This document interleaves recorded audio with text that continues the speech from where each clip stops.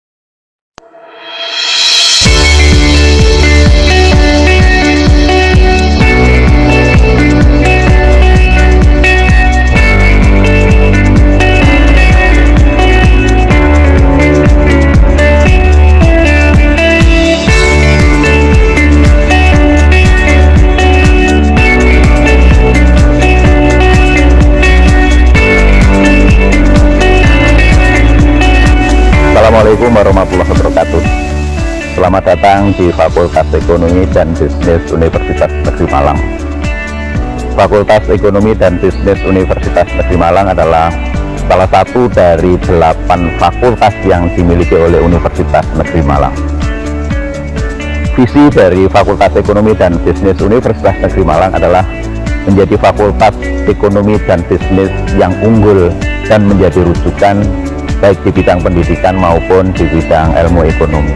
Tidak saja sifatnya nasional tetapi juga internasional, sehingga ini akan mendukung keinginan dari universitas yang ingin menjadi universitas berkualitas di tingkat dunia.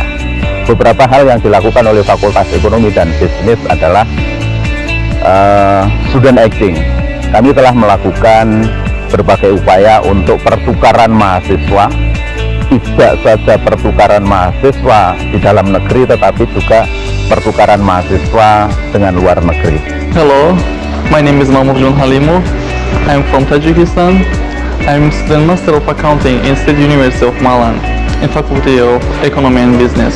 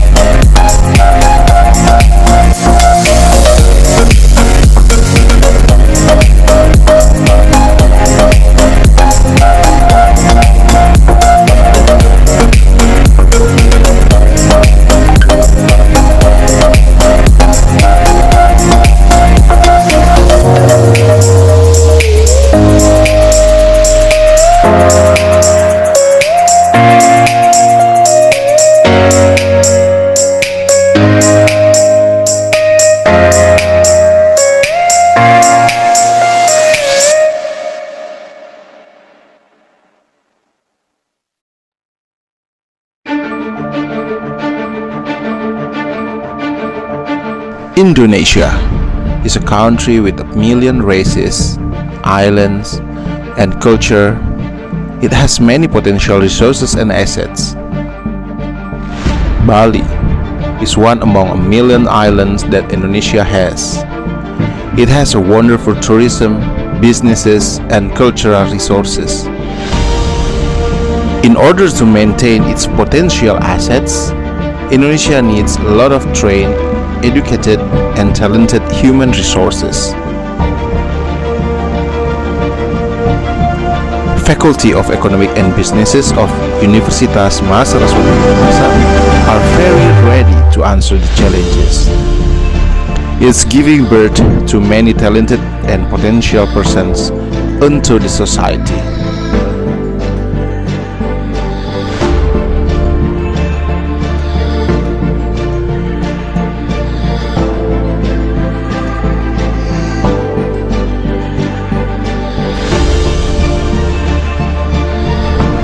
Universitas Mahasaraswati Denpasar selalu berkomitmen untuk melaksanakan Tridharma perguruan tinggi secara berkesinambungan.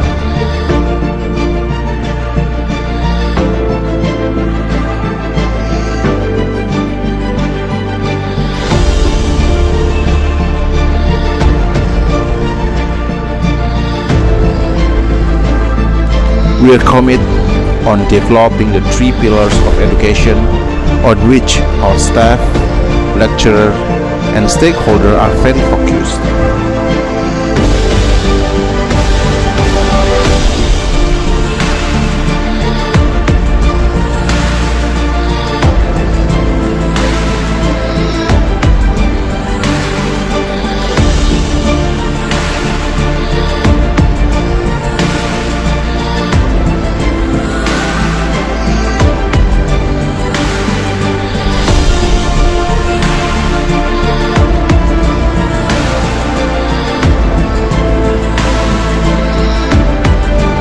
Join us for a better future. Faculty of Economics and Businesses of Universitas Mahasaraswati, Denpasar.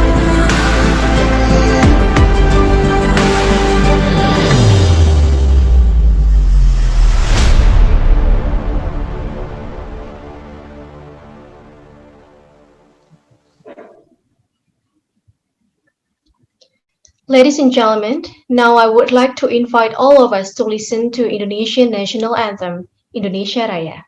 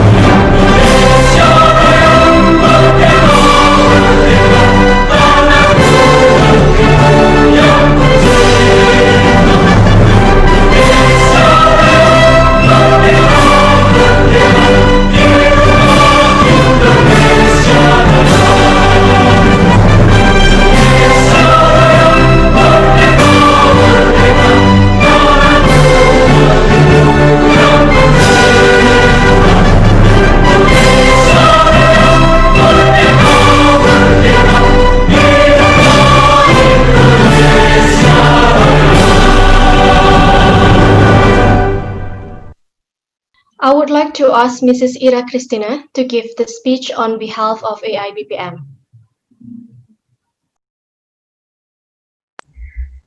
It is a great pleasure for me to be here at the opening ceremony of 10th 2020 International Conference of Project Management or 2020 Malang ICPM with topic Advancing the Thinking of Business Policy and Practice in 4.1 Industry Era.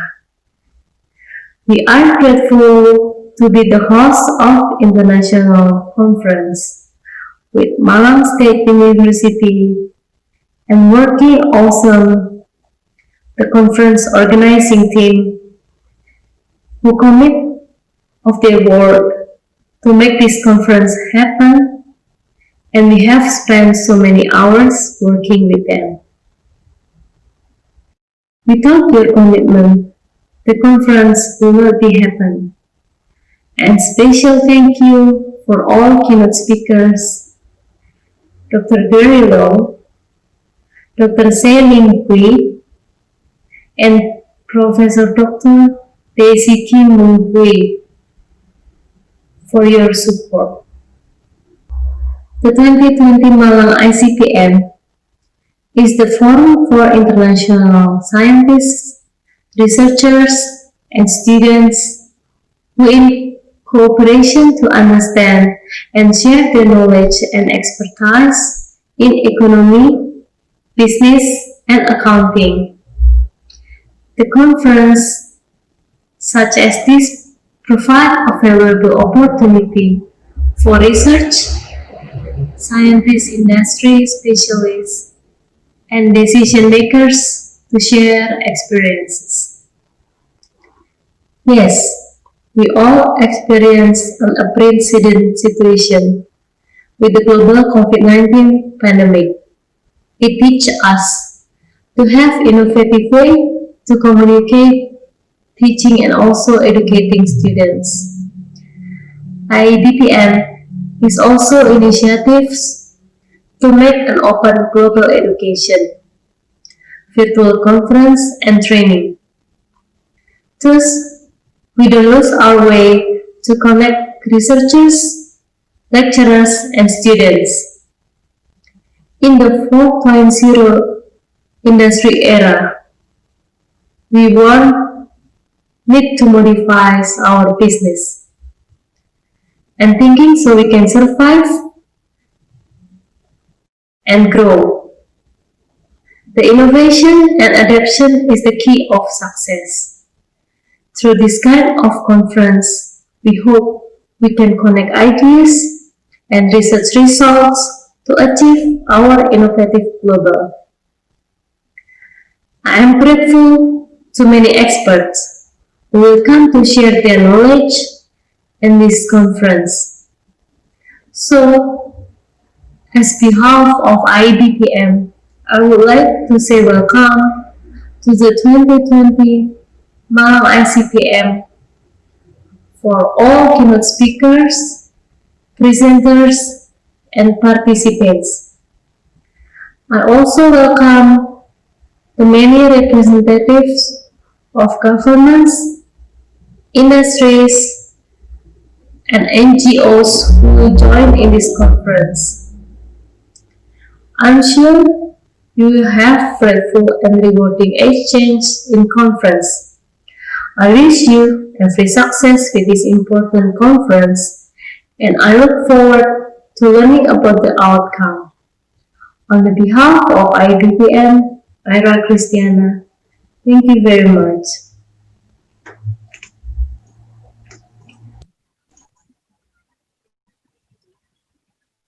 From Universitas Negeri Malang, as a co-host university, we are pleased to have Dr. Satya Nur Maharani to deliver the speech.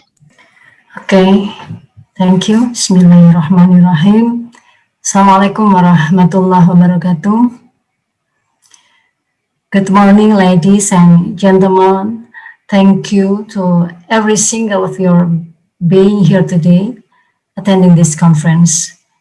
It is an honor for me to speak on behalf of the Department of Accounting, Universitas Negeri Malang, as one of the co-hosts of this event. Let me begin by welcoming you all to the conference and advancing the thinking of business policy and practice in 4.0 industry era. Before we get started, I would like to express my appreciation to the AIBPM, STIE Malangkucecwara, Universitas Mahasaraswati Denpasar, and especially to members of Accounting Program Faculty of Economics, Universitas Negeri Malang, who have worked together to hold this conference. I would also like to greet all the speakers who are ready to impart their ideas. It is a pleasure to have you all. In today's agenda, we are discussing about business policy and practice in the 4.0 industry era. We all know that in the business world, every single party shall have some policies and procedures to govern their daily business operation and protect their well-being. Despite the fact that the approach or procedures taken by each business can differ depending on the products and or service provided. In the 4.0 industrial revolution, business activity experienced significant change from the production to the marketing process, a change which also requires the industry to work in a more efficient manner. That being said, to increase the competitiveness during the 4.0 industrial revolution, companies are inevitably encouraged to provide more adequate policies and relevant decision making. Thus, due to the multiple turbulence we face along the way, such as the pandemic today, making the right and efficient decision is necessary.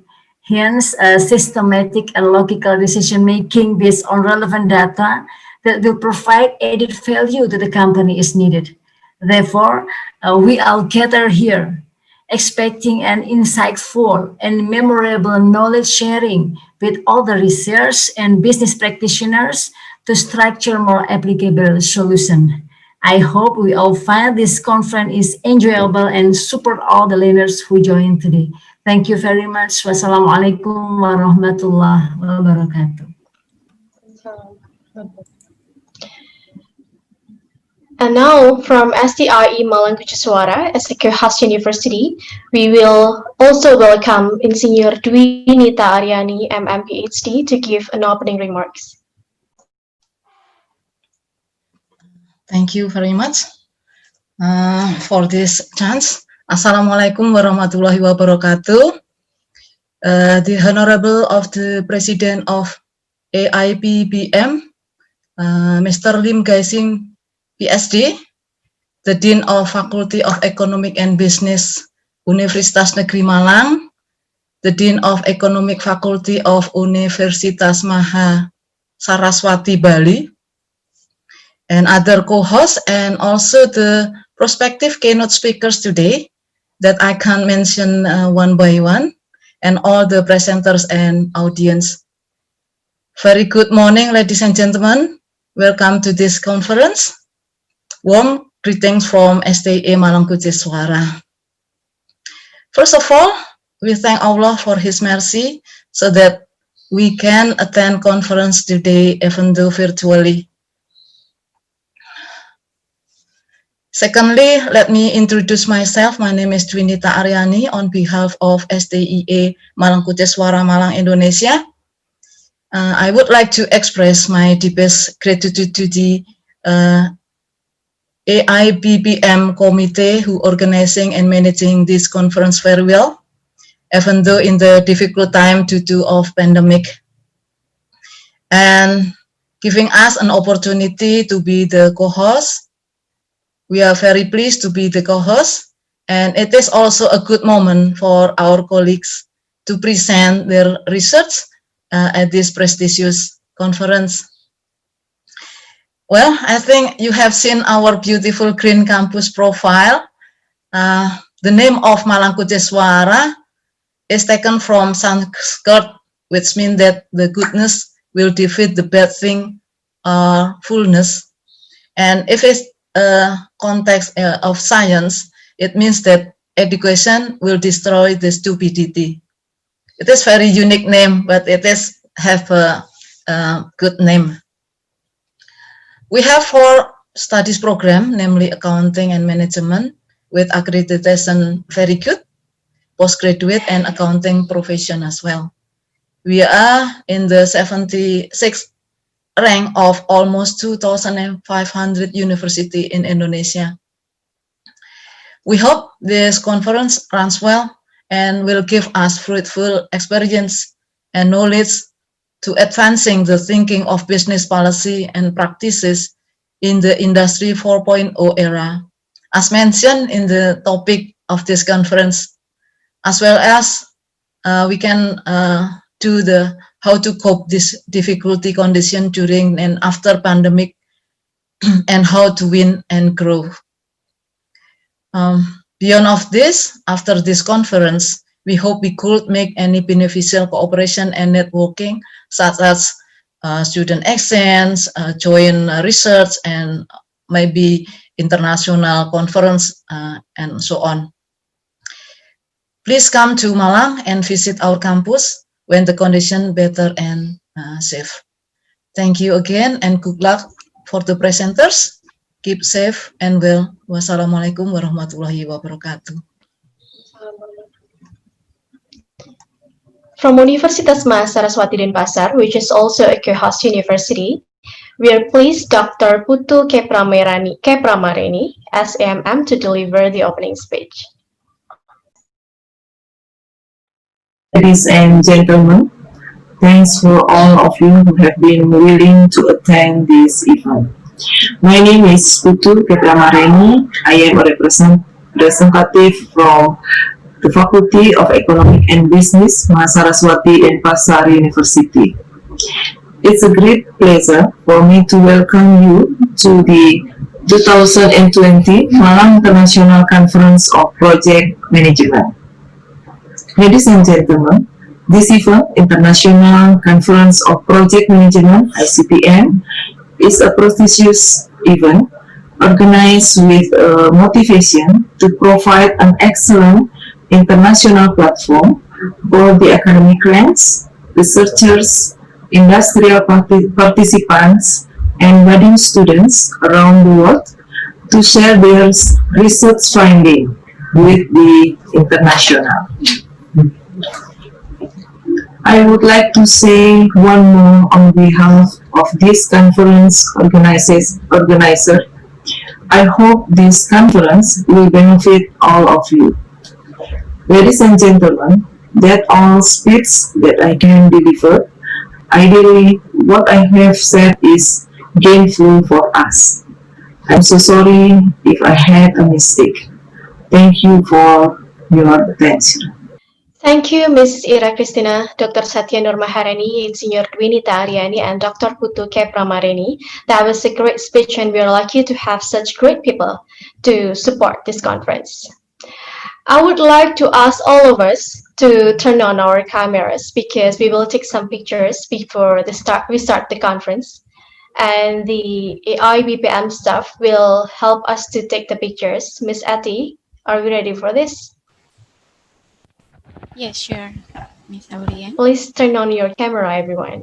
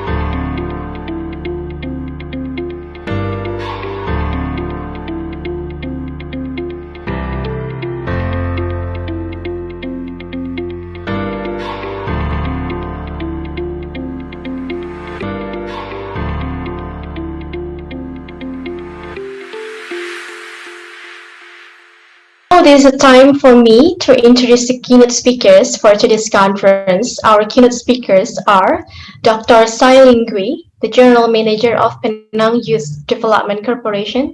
Hello. We also have Dr. Rajesh Kumar Nair from SIES College of Management Studies. We also have Associate Professor Dr. Daisy Ki Mui Hung from University Science Malaysia. And we also have Mr. Gary Leong, the Director Industry 4.0 and Ecosystem Development. In order to start the conference, please welcome our moderator today, Mrs. Aulia Herdiani. Ms. Aulia Herdiani is an accounting lecturer in Faculty of Economics, Universitas Negeri Malang. She graduated from Universitas Negeri Malang and completed her master's study in UNC University, Taiwan. She is interested in corporate governance, behavioral finance, especially in insider trading, teacher professionalism, learning problems in accounting education, and program evaluation. Currently, she actively serves as a part of the developer team of the Center of Education and Learning Development, and also a part of the team of Academic Plagiarism Prevention and Control in Universitas Negeri Malang. Ms. Aulia Herdiani, the floor is yours.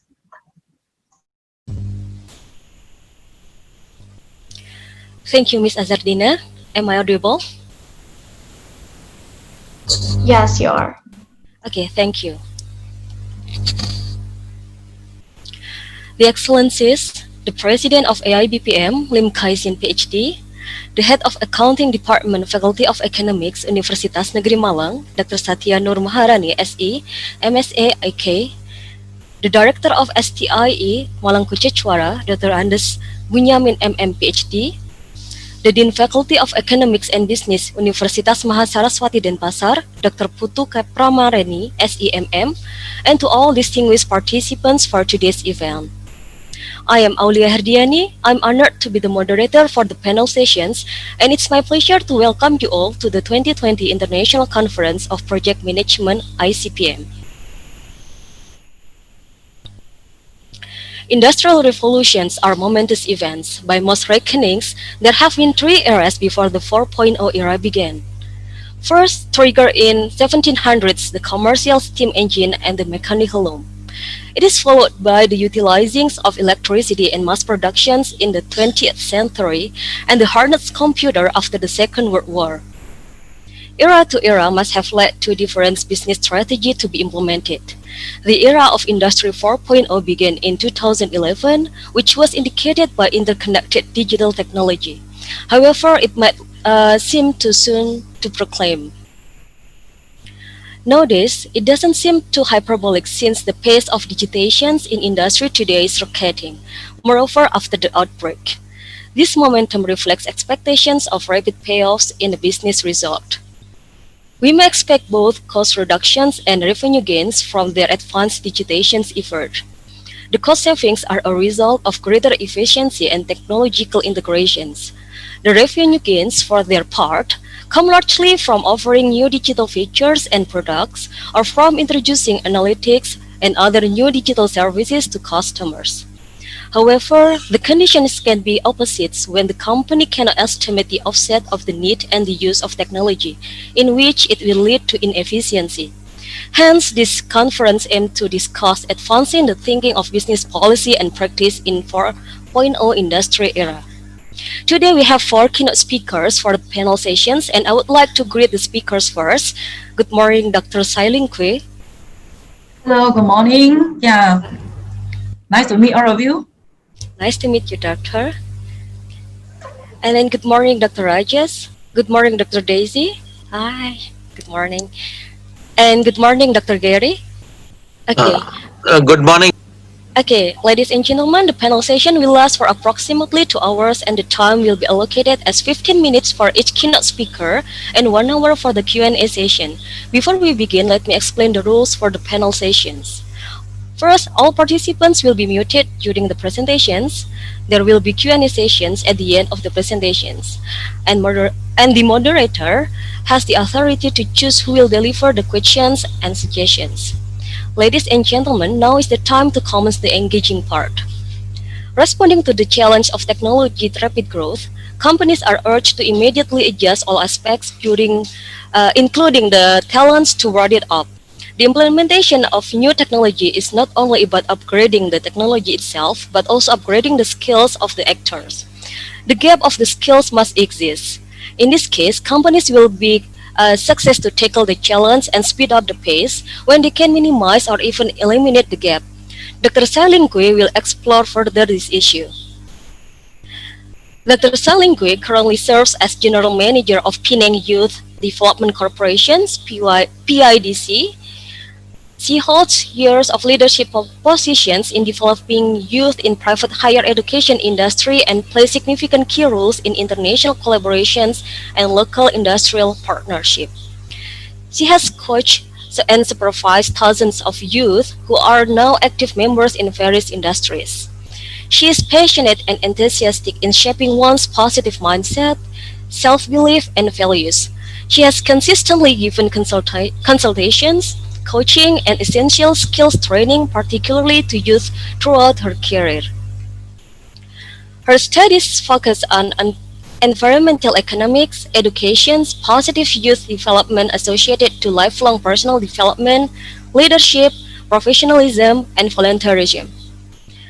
In addition, she is a certified trainer under Human Resources Development Council by Malaysia Ministry of Human Resource, certified performance coach, and certified practitioner of NF&LP.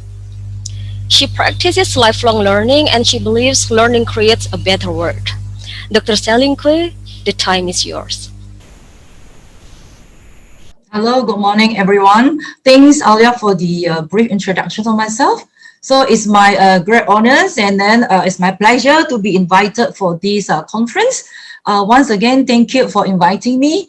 And good morning to everybody, especially the organizer from AIBPM, the guest of honor, the professors, researchers, and the students. So good morning, everyone.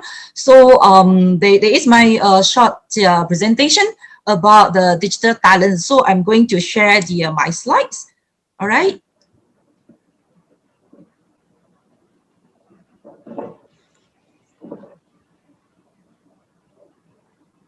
So, Alia, your side okay with the slides that I'm showing right now? Yes, I can see it clearly.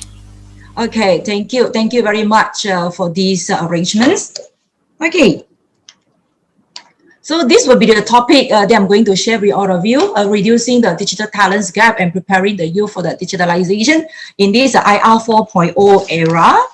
Okay, and some outlines that I'm going to share with all of you about the overview of the digital talents gap at the moment that we are facing, not only Malaysia, but I think it is a global issue that people are facing.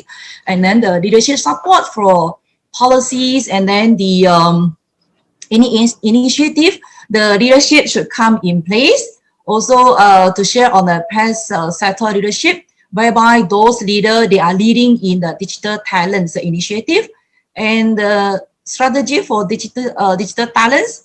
Also, in a wider scope, the industry, academia collaboration, agency, industrial collaboration, and also these are conclusions, right? Okay, just some overview of the digital talents gaps at the moment.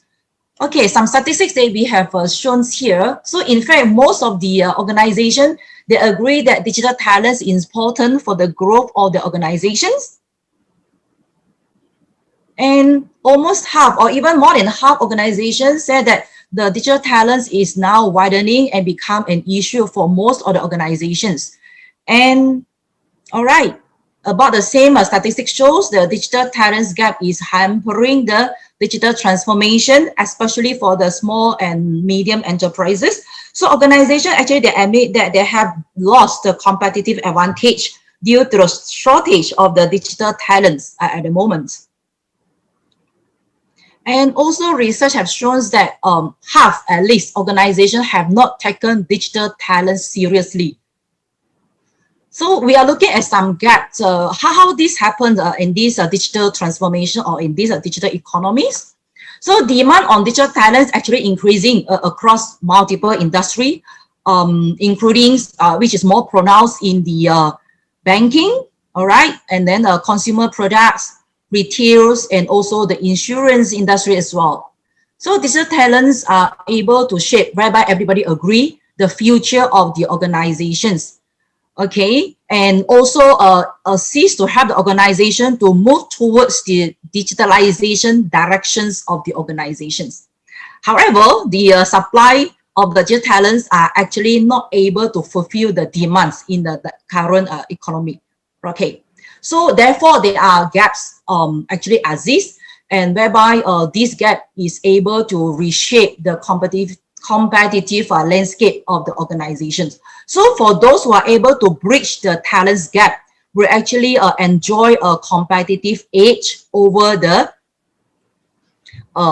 than others organizations who are actually not practicing the digitalizations, right? Okay, so there are some statistics shows here the talents gap in soft digital skills is actually more pronounced, okay, compared to those who are on the hard skills, right? Okay, so in here actually the skills we are looking at the soft digital skills as well as the hard digital skills. In fact, more organizations, they put more emphasis on the soft digital skills as well. So there are two top soft digital skills whereby appear here from the research, which is the customer centricity as well as the passions for learning.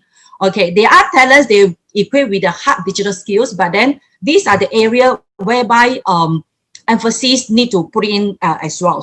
So from here, we can see the biggest gap actually is on the comfort with the ambiguity, all right, whereby 56% versus the 43%, whereby it's looking at the adaptability and also the agilities of the young people or the employees that they are hiring.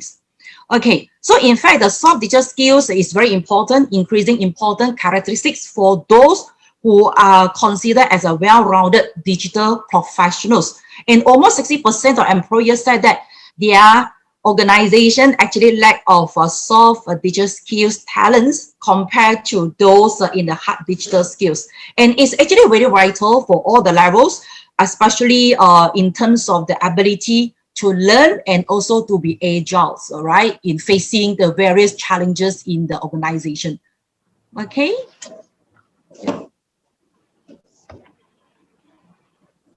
Right, so let's look at the some outlooks of the demand for hard digital skills. In fact, it outpaces the supplies of the markets in terms of the talents. So we can look at this one, for examples like cybersecurity, cloud computing, analytics, web development actually stand the top 5 of the skills that needed by the industry right now.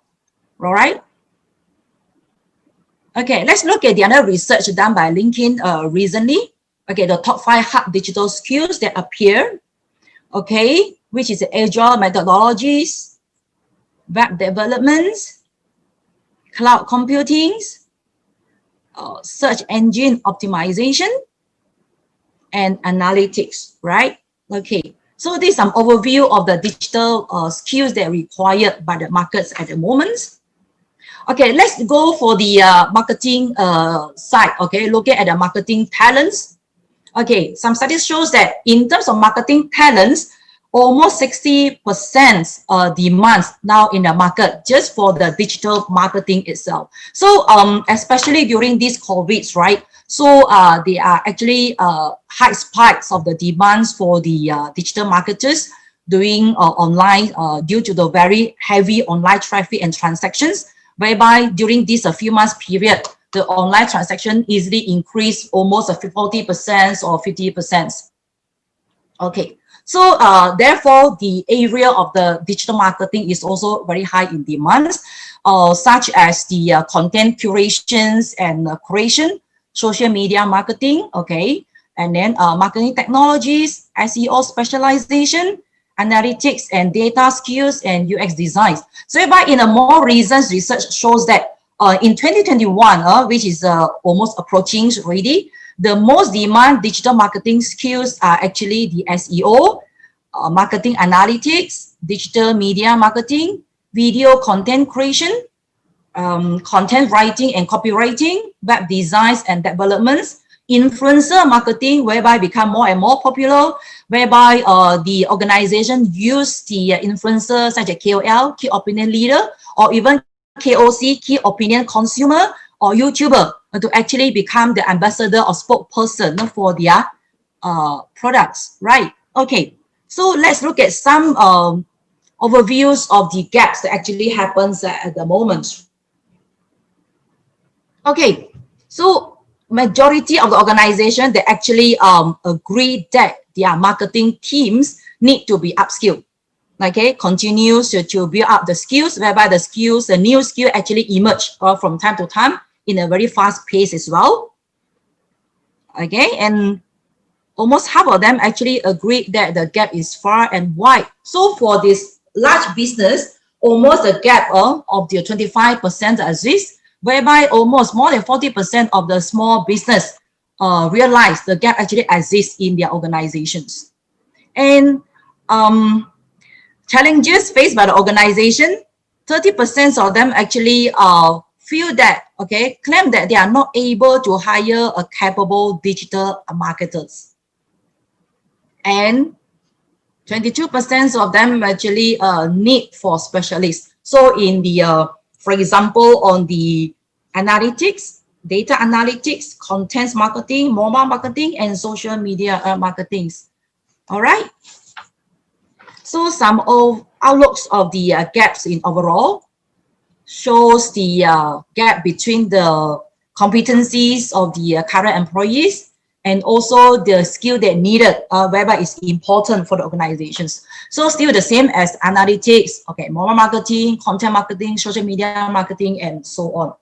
Okay, so now we have realized the issues, we have seen the gap actually is something that we need to consider, we need to fill in. So there are some ideas, some sharing, how actually we can do something to reduce the digital talents gap that happens. All right, okay. So first of all, there are certain employees, okay, they take their own initiative to actually continue to learn, go for learning and demo programs, invest their own money and times, okay, in order to be more competitive and so on. But then those group of people, in fact, they are not really many. They are actually not even half, could be 30, 40% of the employees. They take their own initiative, their own time, their own money to actually spend to enhance their skill and to develop themselves, right? Okay. Then look at the organization sides. There are some initiative by organizations. So they identify, they understand the retention and development needs of the workforce. Therefore, there are certain training programs that provided to their employees, continuous professional developments. And however, those organizations who actually put in a strong initiative to narrow the gap is also not many. In fact, it's also less than 50% of the organizations due to some certain concerns, for example, concerns on attrition and the budget. So attritions actually, many organizations, they have these feelings whereby whenever they put in money, they put in the time to train the talents, and one day the talents will just leave the organization and then join the other one. So this could be one of their concerns actually. And of course, budget is one of the things that they are looking for. So of course, in order to move forward to narrow down the gap, therefore the leadership should come in place. So there are a group of leaders whereby leading in the digital talents, they take proactive steps, they acknowledge the problems and then take steps to resolve it. And those who involved in this leadership, they have the confidence to actually bridge their digital talents gap. So they come up with the policies and practices, and we call it as a PACE settle in this context, right? Okay.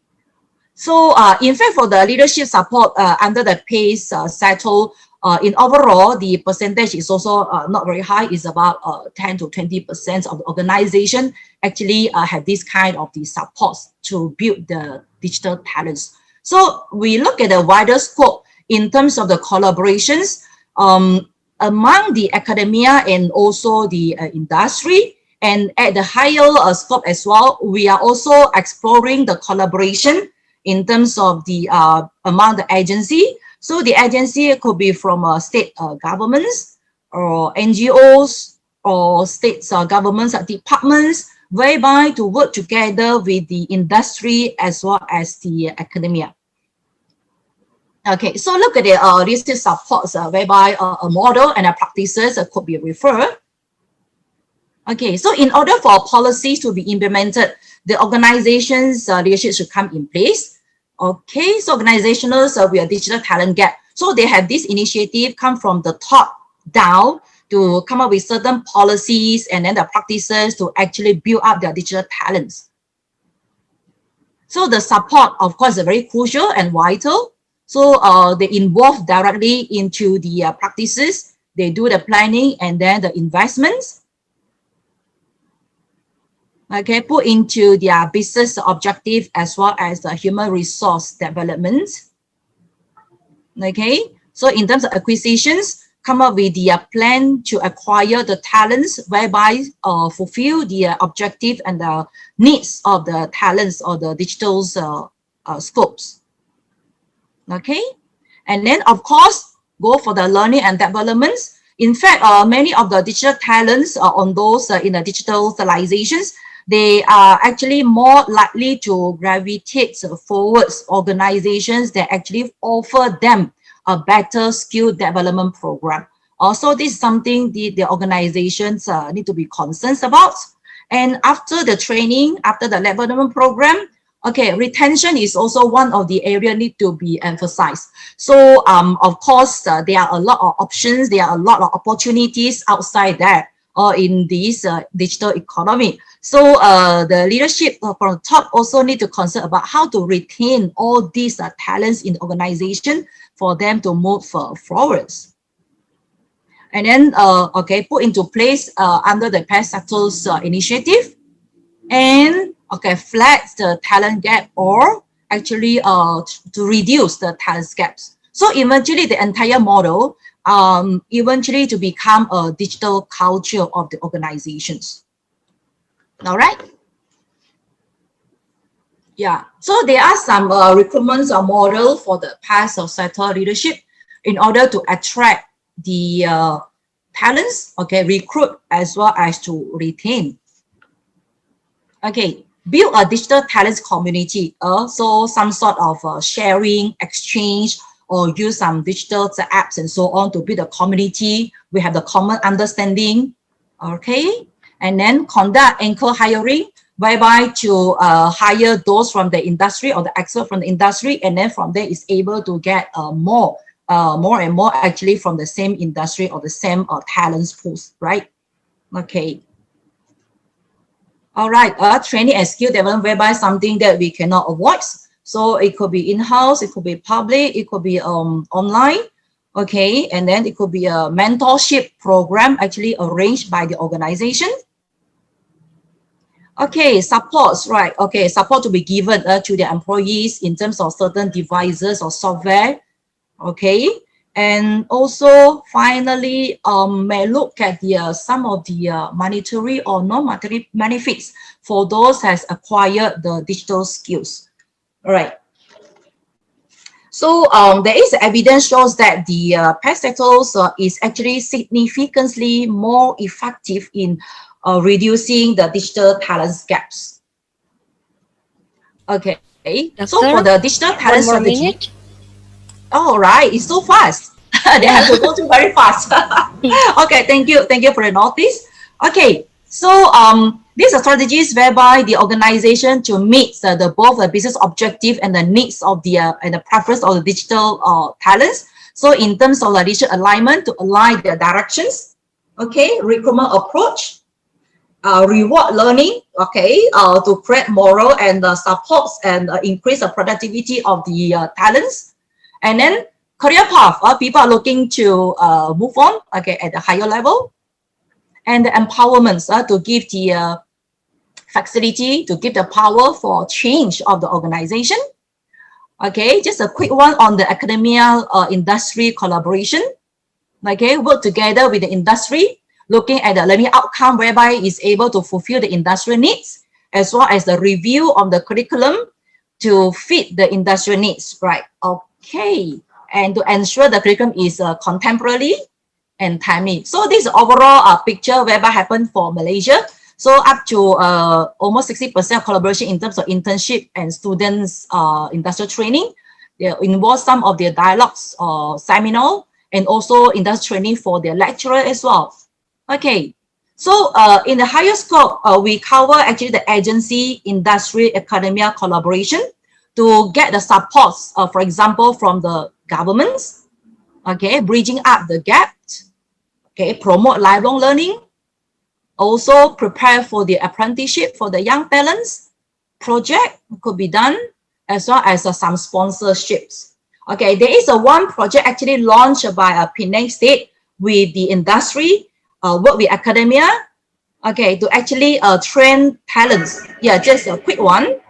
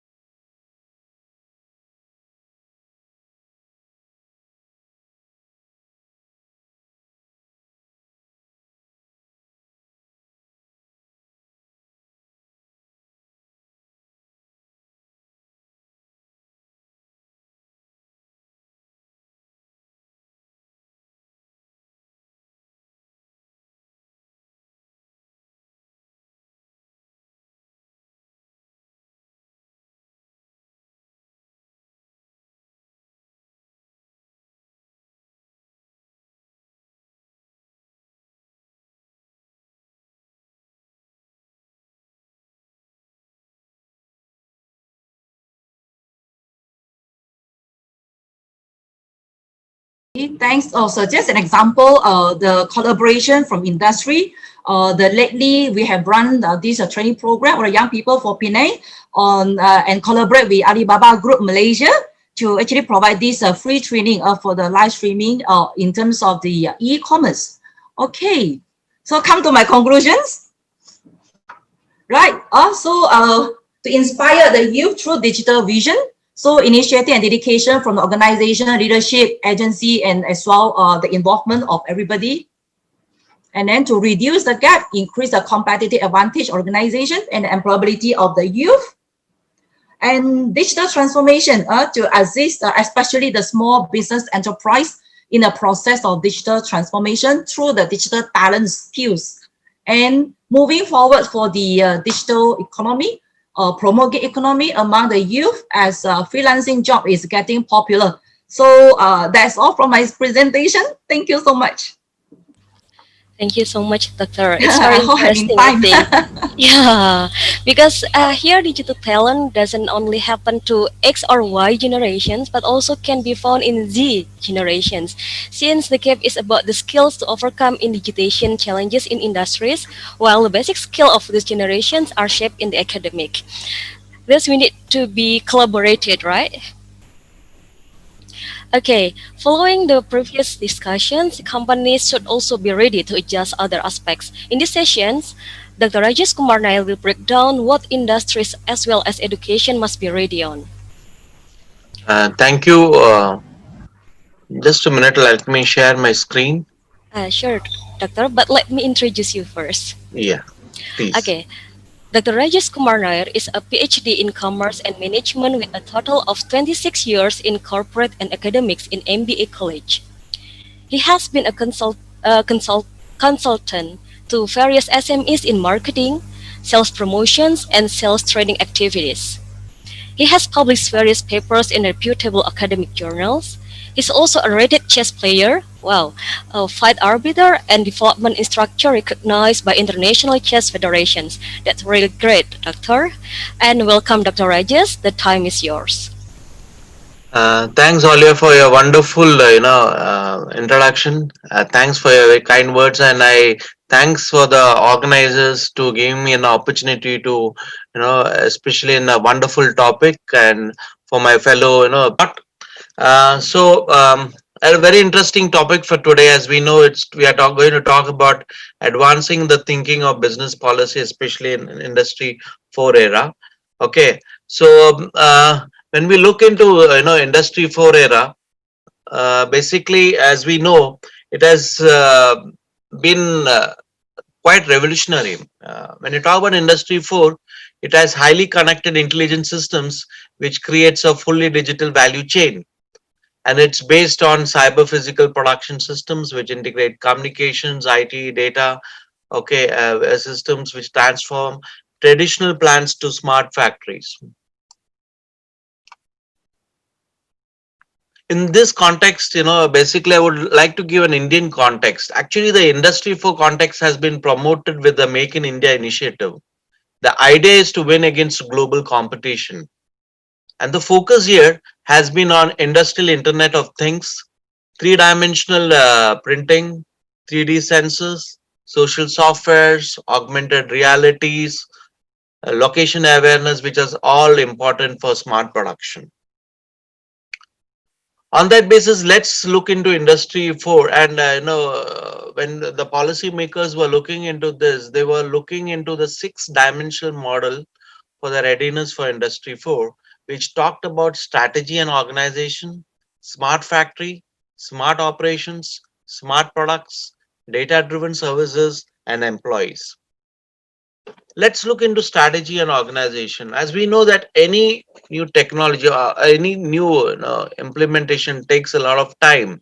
So first, an organization needs to understand what's existing knowledge and strategy is with respect to implementation of Industry 4. They need to review strategies for better operations, understand what are the investments which are there and measure these investments relating to Industry 4, understand use of technology and innovation management, and understand what's the current state of research and development. So these are the few of the stages which the organization need to go through and understand before evolving a strategy for Industry 4. Now let's look into smart factory. When you look into smart factory, there are 4 important things which are extremely important, which is digital modeling, equipment component infrastructure, the data usage, and IT systems and infrastructure. So these components are extremely important for smart factory. And then we look into smart operations, which focuses on information sharing, cloud usage, the IT security, and the autonomous process. Smart production, where the physical components are equipped with technical components such as sensors, RFIDs, and communication interface. And the data-driven services, which talks about availability of service, what is the share of revenue which has to be derived, and what is the share of data which is used. And then we come to the most important and the crucial aspect, and that's the employees. When we look into the employees, one has to understand what are the current skills which are available, and the challenge remains in adapting employees to new skills as per industry requirements. And that's where, as the first speaker talked about, when we talk about digital area, as we know the COVID scenario has really taught us how digital promotions, and even if you see today's conference, a digital conference, how digital has played an extremely important role. So one of the challenges for the organization is to equip new skills in terms of digital areas, whether it's so that they are able to fulfill the requirements of Industry 4. And that's going to be a real challenge for organizations, because the life cycle of a technology is extremely short. And besides this, it is very important that the employees are able to grasp the new technologies. So the organizations has to be extremely careful. They just cannot thrust new technologies and expect employees to grab it. because every person has its own learning cycle. So in that context, when you look into, it's very important to see that the pace is proper so that the employees are able to grasp the new technologies and implement these new technologies as per the requirements of Industry 4. Now, as the first speaker talked about, academia plays a very, very important role. Now, academia cannot be really receptive about it. The academia has to be very, very proactive in implementation of Industry 4. First is that we need to enhance quality of teachers. We all agree about it, but then there has to be a proper learning infrastructure for it. As this again coming back to this COVID scenario has really taught us that teaching can be done online. Previously all the most of the teachers used to think that physical medium is the only basis. Now teachers understand they can look into an hybrid model where they can have an online as well as an offline teaching. So here, enhancing quality of teachers, making them understand, okay, or grasp the new technologies, with respect to Industry 4 is extremely important. The concerned colleges or universities also have to align course curriculum in tandem with 4 requirements, which are well regulated and as per the industry content.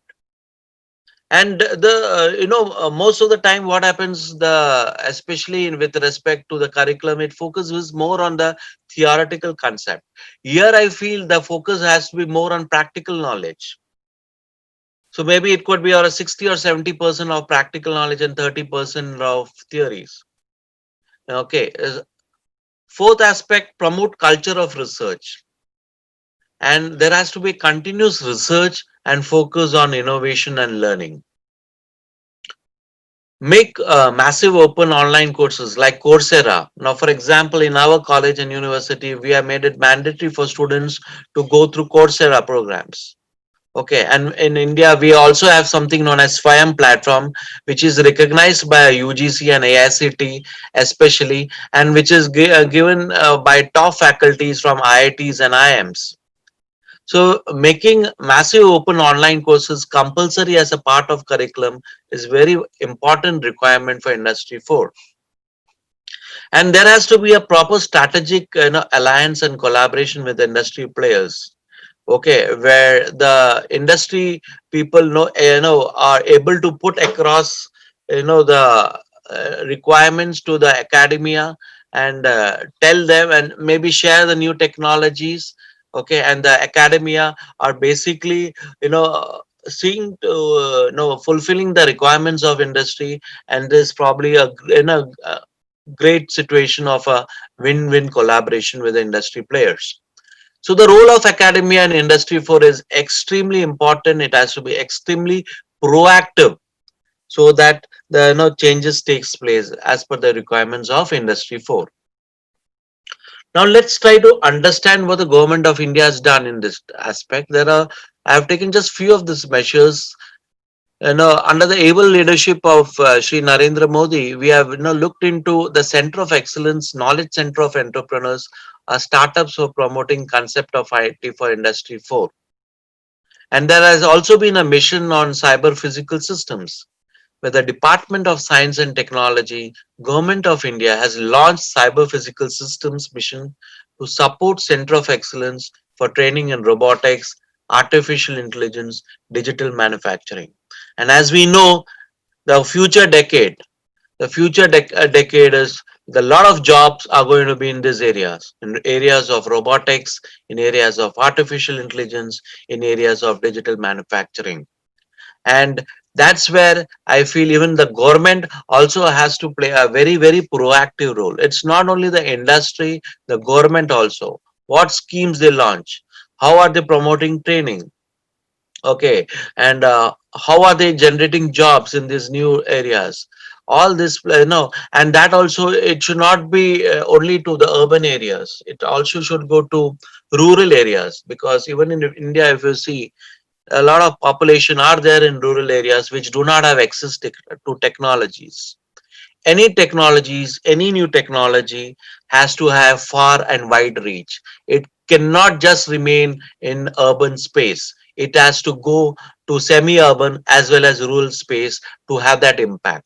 And that's where I feel the government plays a very, very important role to see that the technology is going right to the rural areas, to the people in the villages who are able to get this training, so for the effective implementation of Industry 4. And finally, concluding, okay, industry associations can take a very important lead in adoption of Industry 4 through following measures. Identify what is the technological development, what are the latest trends in artificial intelligence, robotics, manufacturing. Okay, find infrastructure, look into political needs, understand the assess and impact on sectors like manufacturing and services, and have a planned workforce. Now, skilling roadmap is going an extremely important thing. How do I skill my employees? Okay, and what phase do I skill? Okay, there has to be a proper plan, and that plan has to be reviewed in detail at crucial points. So maybe on a monthly or a quarterly basis, it has to be reviewed to see that it has its desired effect. So that's from my side. And thank you very much. Thanks for the opportunity given, and my best wishes to all my other panelists and speakers. Thank you very much. Thank you very much, Dr. Rajesh. Once again, handling the wave of technological integration needs the collaboration of the three helix bodies, which are the government, industries, and academic. Highlighting the challenge of the Industry 4.0 era in education, in which somehow it can accelerate the growth of technology. Consequently, it demands through the adjustment on human resources. How the roles of education in upgrading the agent of industry change will be elaborated by Dr. Desi Kimoy Hong. Dr. Desi Kimoy Hong is an associate professor at the School of Management University in Malaysia. She is interested in human resources management, organizational behavior, work values, leadership, entrepreneurship, and psychosocial safety climate. She holds a PhD in Business and Management from International Graduate School of Business, University of South Australia. Currently, she is an active academician and researcher supervising numbers of MBA, MA, and PhD candidates with working experience across diverse industries. She has published good numbers of index journal papers. Dr. Desi, the time is yours. Thank you, Ms. Anya. And good morning, ladies and gentlemen. First, I would like to thank AIBPM for inviting me to address and deliver the keynote address for this conference, ICPM 2020. This morning, allow me to present to you the future of education bridging the graduate skill gap between industry and academia. Industry 4.0 reshaped the industry around the world and altered the type of job available. The rise of technology, in fact, has brought extensive changes to our life and also to the nature of work. New jobs are created. There is a huge demand and emphasis on digital talents and competency. And both technical and soft skills are the skills that you need to have in order for you to stay relevant in Industry 4.0. Because industry today are seeking both the technical and soft skill in the potential candidates. So what are these technical skill and soft skill? Technical skill are skill linked with the technical aspect of the knowledge to carry out a job. For example, programming skill, operating system, cloud computing, cyber security, machine learning, big data, virtualizations. Soft skill relates to the personal interactions and ability to communicate. For example, presentation skill, communication skill, networking skill, leadership, teamwork, and creativity. Let's look at the global scenario today. The future of work is no longer about the college degree. It will be about the job skill that you possess. There are news. For example, Malaysian fresh graduates can't secure high-paying job as they lack digital skill. According to jobstreet.com, there are many new jobs and opportunity are available in this new digital economy, but fresh graduates from Malaysia yet to have the right digital skill set to fill this job. And our SME are told that digitalization is now a necessity. And this means that we need to prepare our students so that they are ready and they can be part of the digital workforce of the future. Other news such as the Star Online talked about higher education institutions in Malaysia produces over 200,000 graduates each year. However, there is a serious mismatch in vacancy and skill that have actually pushed the nation youth unemployment rate to 10.8% in 2017 and 10.9% in 2019. If we look at the Malaysian context, the Higher Education's Blueprint 2015-2025 also report that there is a mismatch in the supply and demand of graduates as employer review that the graduates lack the demanded skill, knowledge, and attitudes. Then how about the global context? Several studies reveal that there is a gap between the industry and academia. And this actually indicates that the existing graduate skill gap is not limited to Malaysia, but this is a global phenomenon. Look at Harvard Business Review in its article talked about does higher education still prepare people for job? So they reported that employers lament the gap between what students learn in college and what they are actually expected to know to be job ready. So what we are seeing is now trends are changing.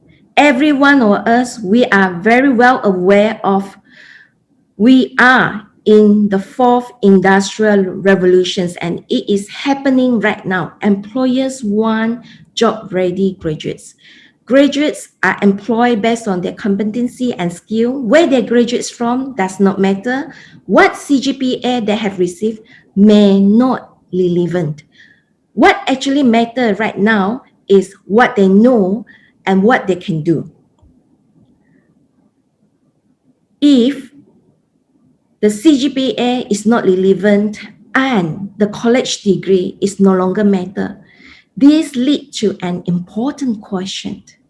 Is there a value in pursuing a degree? Why are people asking the question? People are not happy because university is not moving with the time fast enough. The teaching that we provide are not relevant and are not meeting the needs of the industry. Hence, all these findings have actually revealed to us that the existing graduate skill gap need to be addressed. What university can do is to increase the value of their degree. They can develop on critical skills such as soft skill as well as the technical skill for the graduates to prepare them to be the right workforce of tomorrow. So some of you may be wondering, what do you mean by graduate skill gap? Actually, graduate skill gap refers to the mismatch between the skill needed or required by the employer and the skill that possessed by our graduates.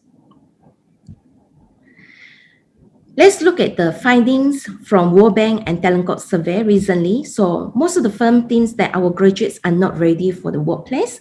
90% of the company feel that more practical training should be provided for the students. 80% of the company thinks that the current university curriculum is not reflective of the current realities. 81% of the company rate that the communication skill as the major communication skill is part of the soft skill as a major skill deficit in graduates. And we can see in the reality, the firm collaborations with university are rather limited. So you can see that 50% of the company have no structured internship program for the students. 53% of the firms had never worked with career centers, and less than 10%, surprisingly, that the company had experience in developing the programs with the universities. So the recommendations from the Malaysia Education Blueprint emphasize on the higher education institutions should revamp the educations and construct a system that is less focused on the traditional academic pathway, but place an equal value on much needed technical skill, and actively pursue technology and innovation that address the student needs and enable greater personalizations for the learning experience. And here I'm proposing to you the future of educations. The future of education should be an innovative online learning system that can bridge the existing graduate skill gap by linking industry with academia. So in other words, it means that these collaborations between industry as well as with academia or the university. So through this learning system, that it will actually offer well-designed and certified industry e-training courses. It also offer career path video series to the students. It provides employers with pre-qualified candidates from the pool of students. Actually, this system means that the industry can have the access to look at the profile of the student in terms of the skill that they possess, the technical skill as well as the soft skill. So this learning system will equip students with the skill, content, and opportunity to improve their chances in the job market, as well as to enrich their learning experience. So from this online system, that it is a win-win situations for three parties, for the industry, for the university, for the students, whereas university can be the university that champion graduate employability, because through the system, the employers from the industry, they can instantly and constantly connect to student and make employment offer to the student. And one of the important features in this innovative online learning system, which is the future of education, is gamifications. Why gamifications? Because gamifications increase or engage students cognitively, emotionally, and socially. And these gamifications feature into the system will actually increase the student engagement, their achievement, their motivations, as well as enrich their learning experience via the reward system and the challenge. And the future of education should incorporate career path video series, whereby it will actually allow the student to have a clear picture of the real life work environment to ensure that the students are confident and they can plan and choose the preferred career. And the features such as well-designed in-training courses that offer the courses that focus on enhancing the students' technical and soft skill. And in the system, there is a point and reward system. So this is the part of the gamifications that the student also can redeem the reward points to purchase product and services that are provided by the industry partners. And the system should be personalized, that the student can choose and can enroll in the preferred technical or soft skill that are offered by the industry. And at the end of the courses, they will receive industry certificate and digital badges, and they can share their achievement via social media. So I would like to provide you a summary of the overall picture of this online innovative system, whereby the students are given the opportunity to watch the career path video series so that they know what are the career path that they want to go. And also they can enroll in the preferred industry e-training courses. They can choose what the e-training courses that they want to attend. For example, if they're interested about programming skill, they will take programming skill. If they're interested about cybersecurity, they will take the cybersecurity. And through this system, they will be rewarded with the digital certificate certified by the industry, and they will receive digital badges, points after completing the courses, and they can share all these achievements via social media.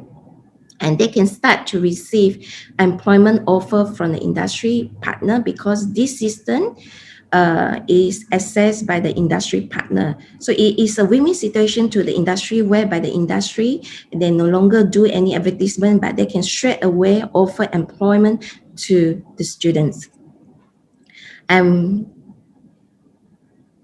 conclude, this is the model for the future of educations, where the innovative online learning system has closed the existing graduate skill gap by linking industry with the university to produce industry certified graduates who are equipped with the right skill as well as the knowledge.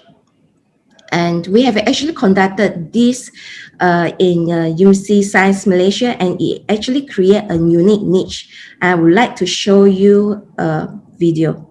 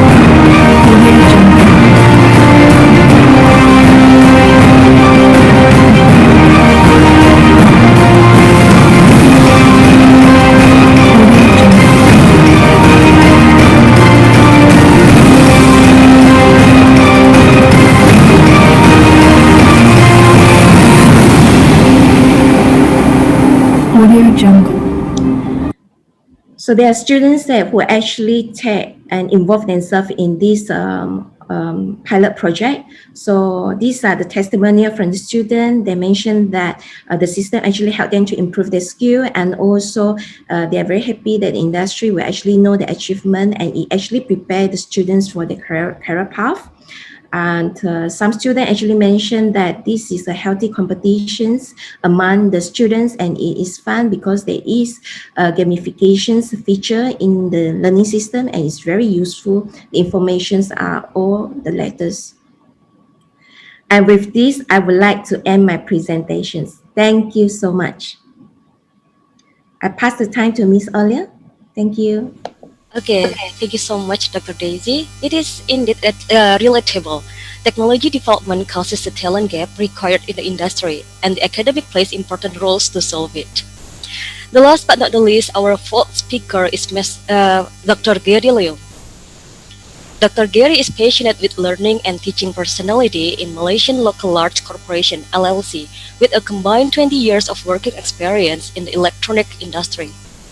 His experience includes sales, market expansion, product development, and marketing beginning in Penang for the Malaysian market, then expatriated to Shanghai for China market for 7 years, and later back to Penang to lead the Asia Pacific business expansion for Fitrax 6 years ago. With the passion of Industry 4.0 development that began with internal inspection analytic in Fitrax, he talks to expand and share V1, an in-house developed I4.0 digital dashboard and AI analytics open platform to local and MNC companies in the E&E and other sectors. He graduated with honors in engineering degree from the UK and desires to challenge himself and his team for improvement from the status quo. In these sessions, he will share his experiences as well as the successful case of his business development. Dr. Gary Leung, the time is yours. Thank you, MC, for the kind introduction, and also the kind introduction of myself and also Vitrox. I'd like to check with you. Can you all see the slides, and also can you hear me properly? Yes, we both can. are okay. Okay, thank you. Just want to confirm that. Okay, well, we come to December 2020. It's now the year end, and a lot of planned. The year has passed by so fast, and well, it's been a very exciting year.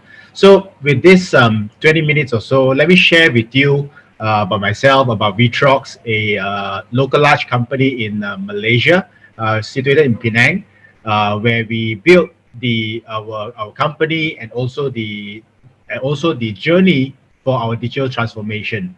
So about little bit about myself, I'm actually the Director of Industry 4.0 and Ecosystem Development. What do I say that is actually whereby I also consult our company and together build the company towards the digital transformation, as well as as we know we cannot do it ourselves, so we have a lot of partners as well in this building this ecosystem for Industry 4.0.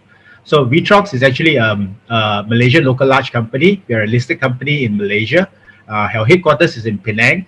And so in this sharing, I'm going to share with you our journey for digital transformation that started in 2016, especially it started in planning stages, trial and error stages, the alignment stages, and of course a lot of human investment stages, and at the end of it, the implementation stages. Okay. So in short, our company and overview. Vitrox started actually in a 2-bedroom apartment of 100 square feet room from our founders, and then 20 years ago, so we never stopped learning, and we always hunger for knowledge, always hunger for improvement, as in a Kanban areas, and that's how we build ourselves towards improvement. And with this as well, we want to share our knowledge to the others. Okay, so you can see this is actually an overview our headquarters in Penang. We are going to drill down towards in this center. Let me just pointer over here. Where we'll go drill down to this center. This looks at eye. If you look at it overall, because we are mainly in the vision inspection systems, this architecture or building is like an eye. This is the this is the eyebrow, and this is the eye, and this is the iris. Okay, yeah. So this is how we built the building. I think about 5 years ago. In short, we are about 700 over people in Malaysia, plus overseas around 800 over people, and then we have global offices from in China, in Taiwan, Philippines, Thailand. Even in the United States of USA, California, as well as in Munich in Germany. So we add in, of course, a lot of direct, indirect supporters as well, and we're a listed company in Malaysia. What is our critical building blocks of technology or equipment sector in Industry 4.0? We started off with machines, especially in the vision inspection. Started off with semiconductor. As most of the actually in Penang, where there is a semiconductor hub in Malaysia, and then after that we move over to electronics assembly, which is a board assembly of many types of products, electronics products, from range of mobile phones up to server boards in the radar and telecommunications, and even outer space as well. So we move into robotic vision, and then into pharmaceutical vision as well for pills. And also this next year onwards, or this year onwards, we are moving into precision farming as one of the areas of the lack of food worldwide issues, and also PV to have a greener earth and revolution towards these areas of green technology. So all in all, we started off, as I mentioned, we started off with semiconductor products. And then we move on towards electronics assembly in robotic vision over here. And then what is important actually is that we started off with V1 is our internal NPI that we did 5 years ago, and now it's a full-fledged product that is a digital dashboard and AI analytics. Over here, how we started off is actually to use it internally for our products and to improve not only our products but also customers' products. And from there, we revolutionized it and made a lot of improvements so that it can not only connect to our machines, but also other machines of non-Vitrox as well. So today we also connected to a lot of legacy machines which is non-Vitrox, which I'll share more later. Okay, so the V1 itself is actually a digital dashboard and AI analytics. What is it all about is that in terms of the industrial 4.0, there are many pillars. One of the pillars is actually a big data analytics platform. So this is where we started off with, that collects the big data from either cloud, fog means as a server, or on the edge, like IoT devices. And then it converges into fully flexible visualization dashboard, like drill down charts, flexible dashboards. This is like business intelligence. And then provides, very important, is actually the analytics, meaningful analytics to the users. For example, if there's a downtime, what does it translate in terms of cost? If it's a process that collected from a different machines, what does it translate to process improvements down to the line, down to the engineers to make improvements? And not only that, it extends to the platform towards complete AI processing, be it machine learning and also deep learning. So we have both machine learning and deep learning as well built in V1. Because, and all of this, in terms of connect, visualize, and proact, we're moving towards digital twin. Okay, so just in short, what is it, all these three is about is that in terms of connecting, first and foremost, you need to connect to devices, you need to connect to machines, you need to connect to controllers in order to get the data. Because without connecting to it, you don't get the data, and then there's no input from it. Of course, there are also other inputs, for example, variables from human to input it. Like, for example, if someone wears a wearable, then you get the data from the person, right? How much the heartbeat, or even how much walking distance that you take. So then there is always a protocol. The protocols are actually the data transmission that is interfaces that connects to these controllers. What are the protocols that is uses? So in the industry as well, there's many types of protocols that is available, and then some are, a lot are free and some are paid. So it depends on where is the usability and what's the application. And from there, it connects to different types of databases. The data is being collected. It could be SQL, NoSQL, or even SQL databases, or even as simple as Google Sheet or even Excel sheet.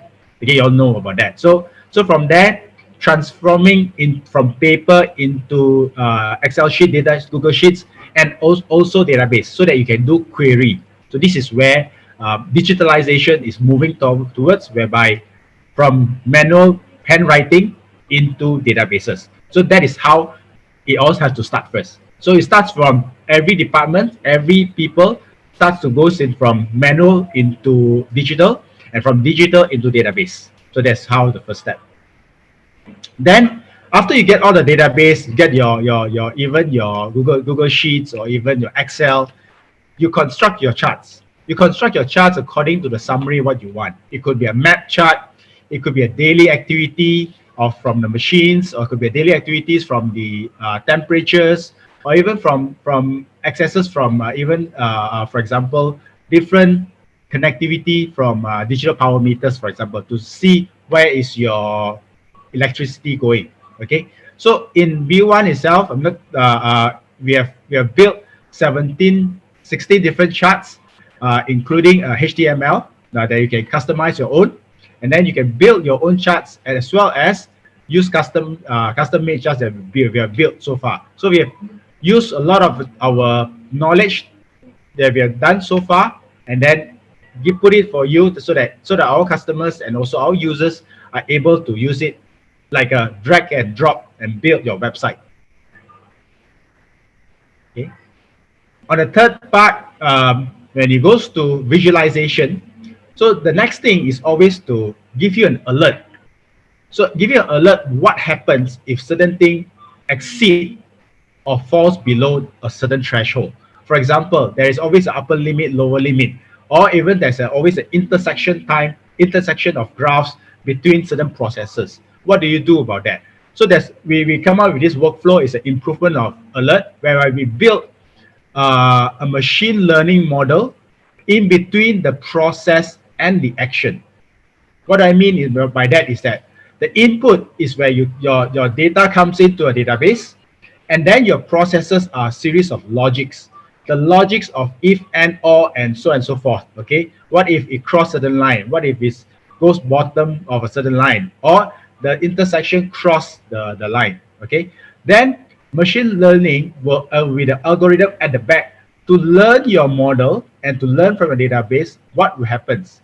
And then it does a series of machine learning. We have 6 or 7 of different machine learning AI models at the back, and you can put it inside, and from there it learns, and then it can do a prediction.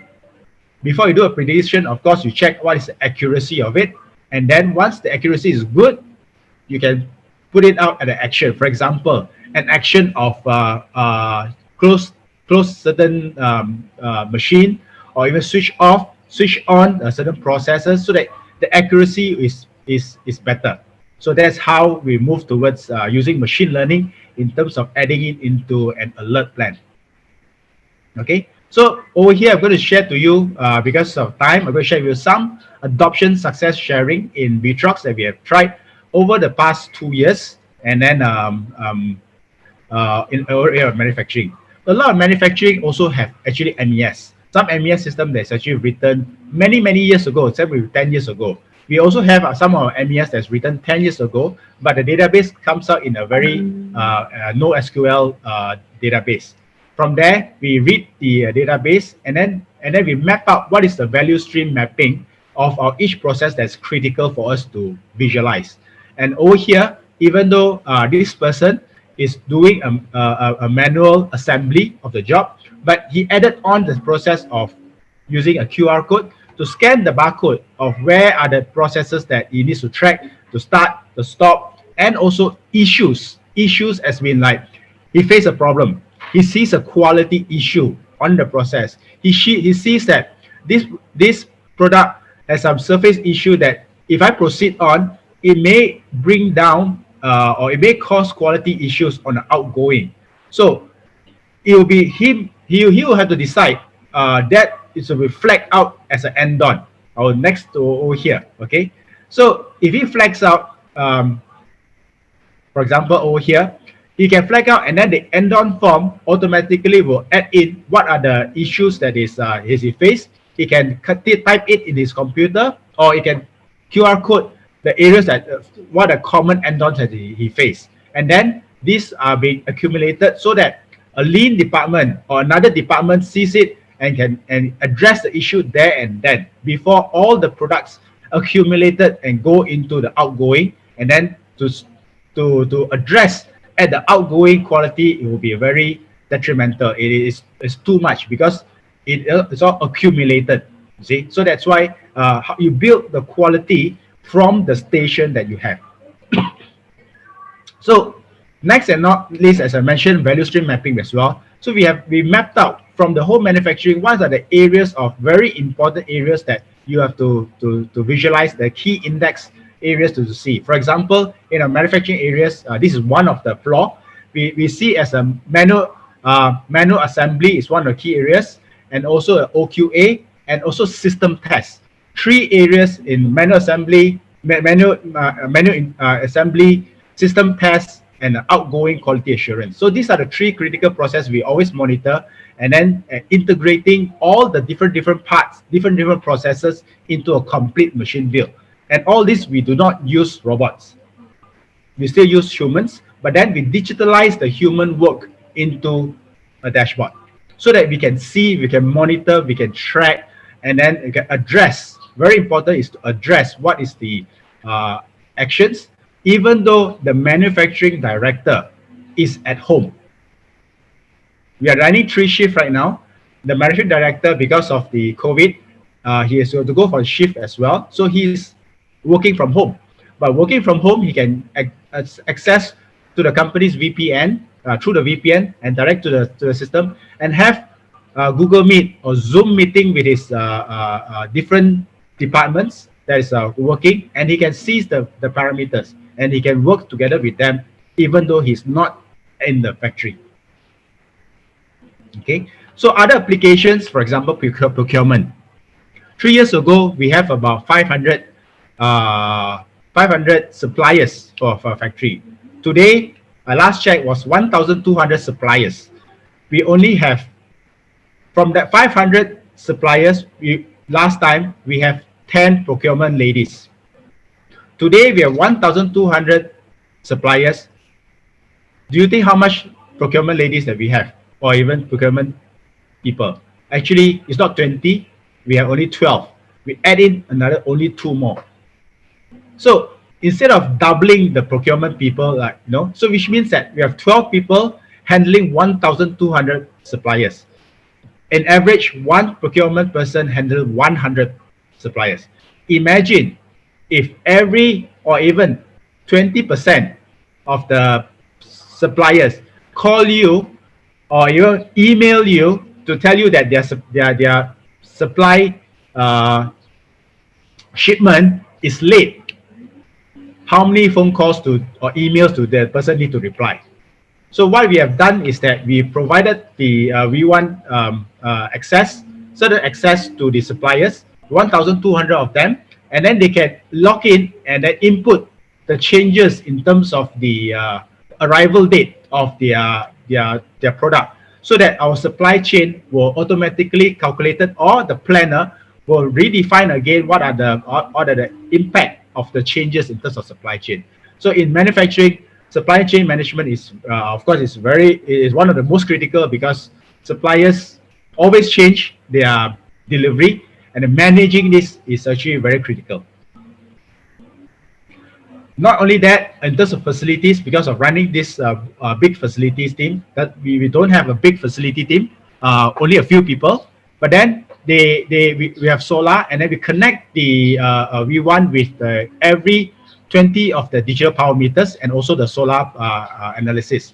From there, we check what is the active energy that is consumed by every building, and lo and behold, actually you can save money from monitoring the energy usage in your building. So the return on ROI is very instant. So what are the areas that we did was that we monitor it, and then there is always a maximum demand in your energy level. And then if the maximum demand crosses a certain threshold, the utility company will bill you that much. So from there, we monitor, and then we see which are the blocks that to turn on the energy, and then to turn on at a subsequent manner. We change this per week, per month basis, so that we can optimize the maximum demand to a lower threshold. And then we save actually a lot of money just by doing that. Okay. As well, there are some sensitive manufacturing areas that we have to monitor the environment monitoring, and also the temperature. I'm also in charge of the sales department as well. So in 2018, we have a lot of data from our different marketing departments, sales departments overseas, and we gather all these things in Excel sheet, even Google Sheet. For example, some Excel sheet, there are some Google Sheets. So we have to combine all these things and then put it into a different charts, so that it's able to visualize it for the different teams in every region, or even every country. Not only that, okay, so we also in the farming as well, that we got to connect to, and these are some of the charts that we'll show you. Okay, let me just share with you. We recently this year we built a command center cockpit. It's a room inside one of the building, and this is how it looks like. So what we did is that we incorporate a lot of our visualization charts into this, so that we can see and also do a monitoring. Of course, we also do a showcase for our customers and also our visitors as well. So if you have a chance, hopefully next year all the pandemic is over, we welcome you to Penang, and you can have a look in this. We call it the CCC room. A lot of ideas still have, and then we'll showcase this later.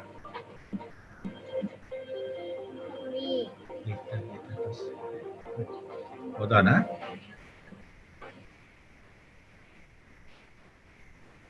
So if you go to YouTube, there's a lot of videos that we can share with you. Go to YouTube, you can search Vitrox to understand what Vitrox does. And if you go to Vitrox space with V1, there are a lot of testimonies, a lot of sharing we put inside there. Okay. So last and not least, actually, we are with you because we know the difficulty and also the challenges of digitalization. and then where to start with. And this is where the common problem with how to start, where to start, who to start with.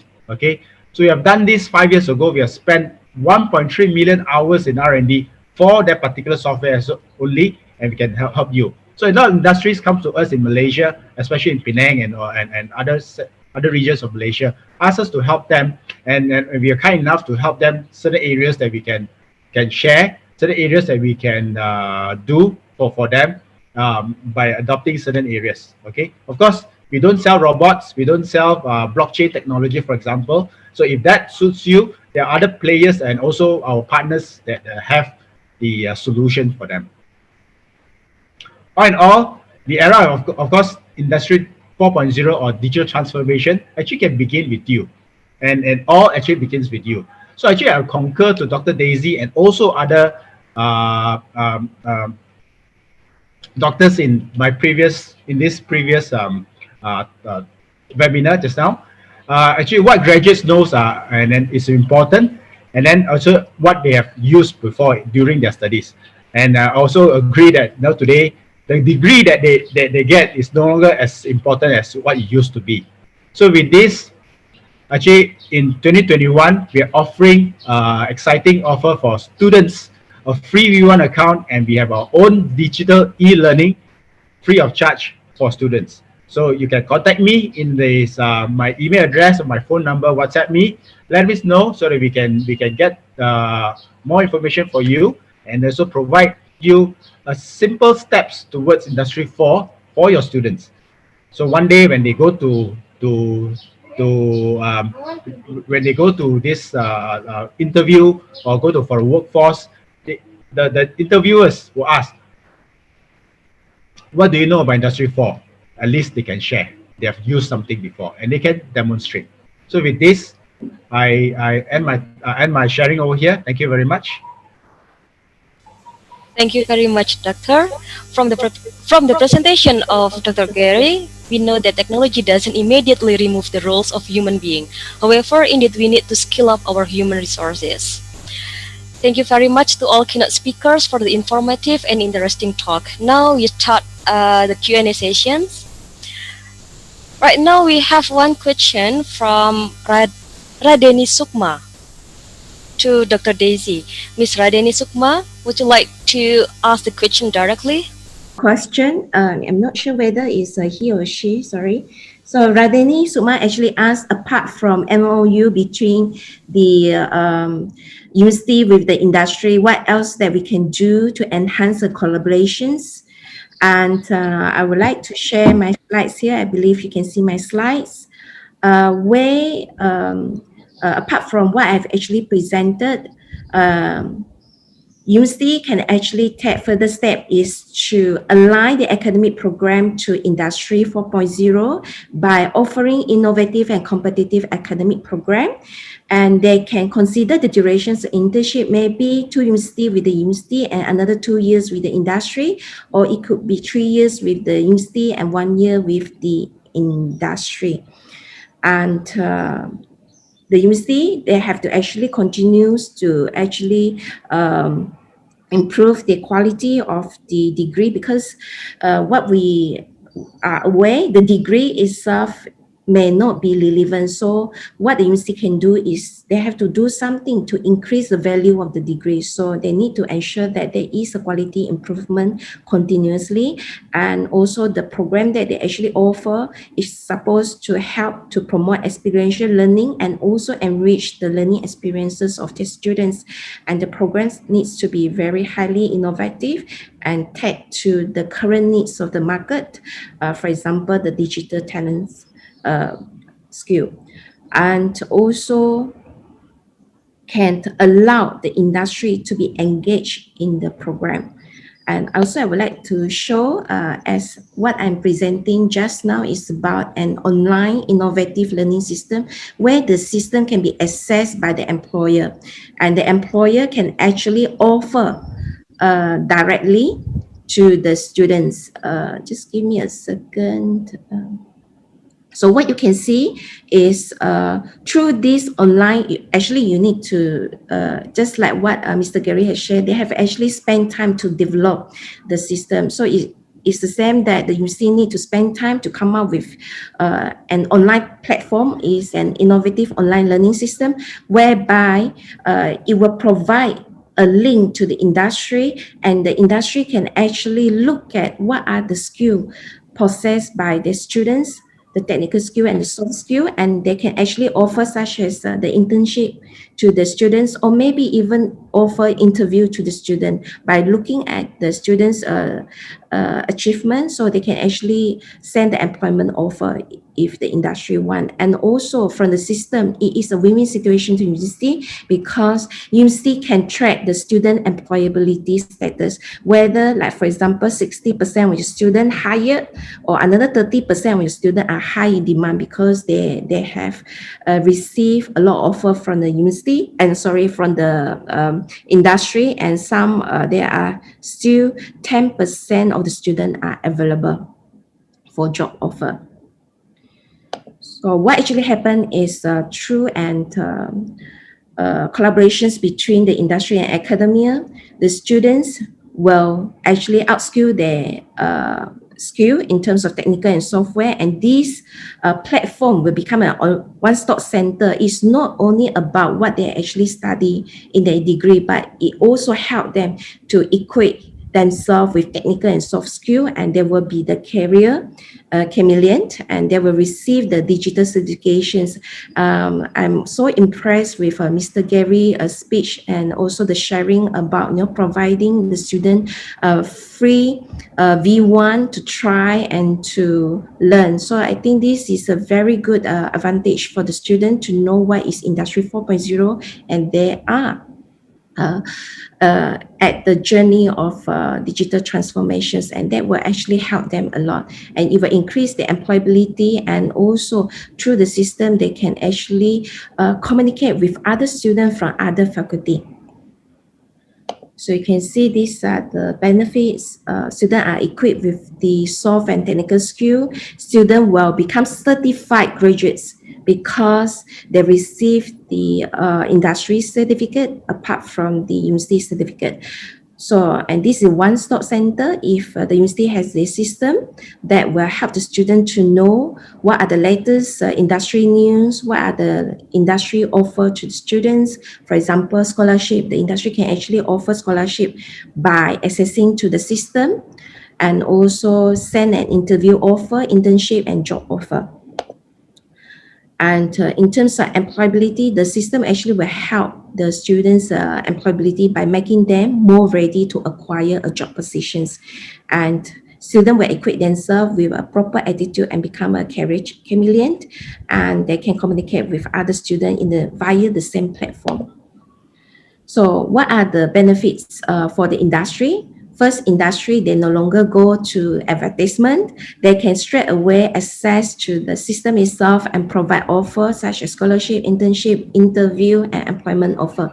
And it saves time and save cost for the industry, and they can make announcement. They can have the direct approach to the students and make announcement of their latest news or whatever latest offer. So industry, as I mentioned, they can instantly and constantly connect to the student by sending their offer. It saves time for industry to search who are the preferred candidate, and they can actually use the system to target what segment. Maybe you want to target the computer or engineering student and make the announcement about what the courses that you have, news or upcoming industry event at the university. And the university benefit is university, you are able to collaborate with the key industry, and you strengthen your university network with the industry, and you have because through the system, it will actually help you to have automated graduate employability. You don't need to come, because this system will be an indicator for your students' graduates' employability. So the system itself will automatically send data to university directly, and you have produced graduates with pre-qualified candidates. And Radhani, I hope I answer your questions. I pass over to our moderator. Thank you. Thank you, Dr. Desi. That's a comprehensive answer. And I think MOU is like the gate for collaborations. There is nothing like designing MOU is not just an easy job because there are so many important things that we can do using MOU. It can be improving the curriculum, upgrading the student skill through training or internship, and so forth until providing funding or job opportunities. Those are aimed to make our graduates ready to work as what the industry needs. I think that's what. And the second question from Widiana Lee. The question, what was the biggest challenge during the digital implementation, especially in terms of the change management? Okay, thanks for asking the question. So the biggest challenge is actually alignment. Alignment from the owner or the company or the top management of the company and the from everyone. So the alignment is where one of the biggest challenges. But of course, the good thing that VTROX adopted very fast is that we have very good alignment and a good core values in VTROX. We call it the IACTG: integrity, accountability, courage, trust and respect, and gratitude and care. So these are the areas that actually enhance us to adopt the digitalization much faster. So, for example, if the people from the production floor or even from the office wants to adopt digitalization, but the top management doesn't want to do that because of cost, because it doesn't believe it.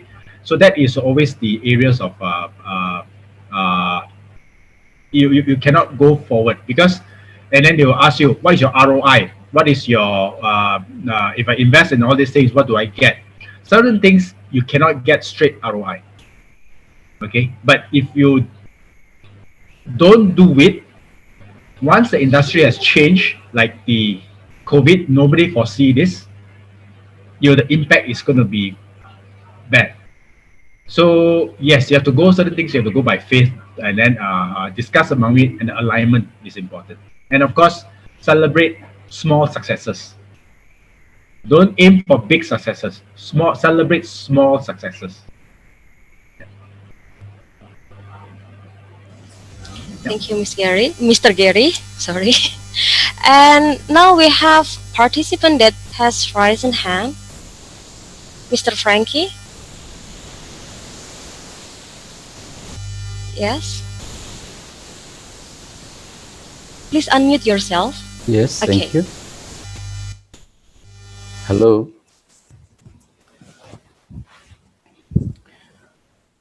Yes, I can hear you. Okay, thank you. Thank you for all presenter. That you are excellent person, excellent researcher, can share your knowledge in our meeting today. And if we back to our team, 2020 Malang ICPM, advancing the thinking of the business policy and practice in 4.0 industry era, I would like to ask to all speakers. I would like ask to all speakers the problem of our education, especially in Indonesia, based on your experience, maybe your experiences in your field, how we to make a bridge between education section to industry. Okay, for the first question is, can you give us from your experience, how we make a bridge between education section to industry in common. Second question is, if we take a look in Indonesia situation in the pandemic, the pandemic COVID-19, we know the Indonesia is very large populations, almost to 270 million people, and we already stopped our classical learning in our schools in many campuses in Indonesia.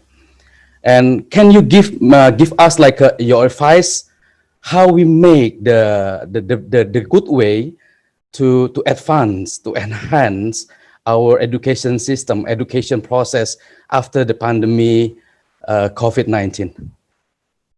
Do I need to repeat the question, Dr. Rajas? Yes, please. If you would repeat the question, I would like to give our country's perspective. Okay, sure. So the question from Dr. Frankie is how to build the bridge between education and industry. And right now we have stopped our classical learning, how to enhance our education system after the outbreak. Very difficult, actually. There are no ready-made solutions. As we know, the last 6 7 months, all of us have been grappling in our own way. So there are no ready-made solutions for it. What we are in our country, we are trying to look into is to have different approaches to it. Every college and university is having a different approach. Primarily, the focus has been to make the student go through multiple learnings through multiple platforms. As I was saying in my keynote speech, you can use your massive open online courses like Coursera is one of them, Swayam platform is one of them. They can go through multiple courses, and besides this, the frequent interaction with industry people also helps them to bridge the gap. But it is a continuous process. It's not something I feel that uh, uh, academia will be able to do it in the future. But obviously, this is something which all of us need to grapple in. There are no ready-made solutions, okay, which fits now, which is can be said as a capsule for all the problems. But the fact remains is that we need to experiment. We need to look into hybrid models, basically of physical teaching, online teaching, open line courses, okay, and getting industry experts in new technologies, in artificial intelligence, robotics, digital manufacturing, and these are the ways. And maybe having projects or assignments, okay, can also be a basis of value add learning. So uh, does that answer your question? Okay, thank you, Dr. Rajesh. Yeah. And for now, from Dr. Daisy. Okay. So, Mr. Frankie, thank you for your questions. You're asking how to actually bridge the gap. I believe my presentation just now will actually provide an answer to you as what we can do apart from MOU. You can actually align your academic program with the Industry 4.0. What actually happened is the university need to revamp their education to ensure that the degree has the degree is actually value added. It has you need to help to increase the value to help the students and make them to be the right workforce of tomorrow. And that is my answer. That university should do something. They should revamp their education system. They need to talk to the industry, get the industry to be the panel of the university, and to advise what the program they are actually help to prepare the students. Yeah. Thank you, Ms. Olia and Mr. Frankie. I hope I answer your question. Thank you. Okay, thank you, Dr. Daisy.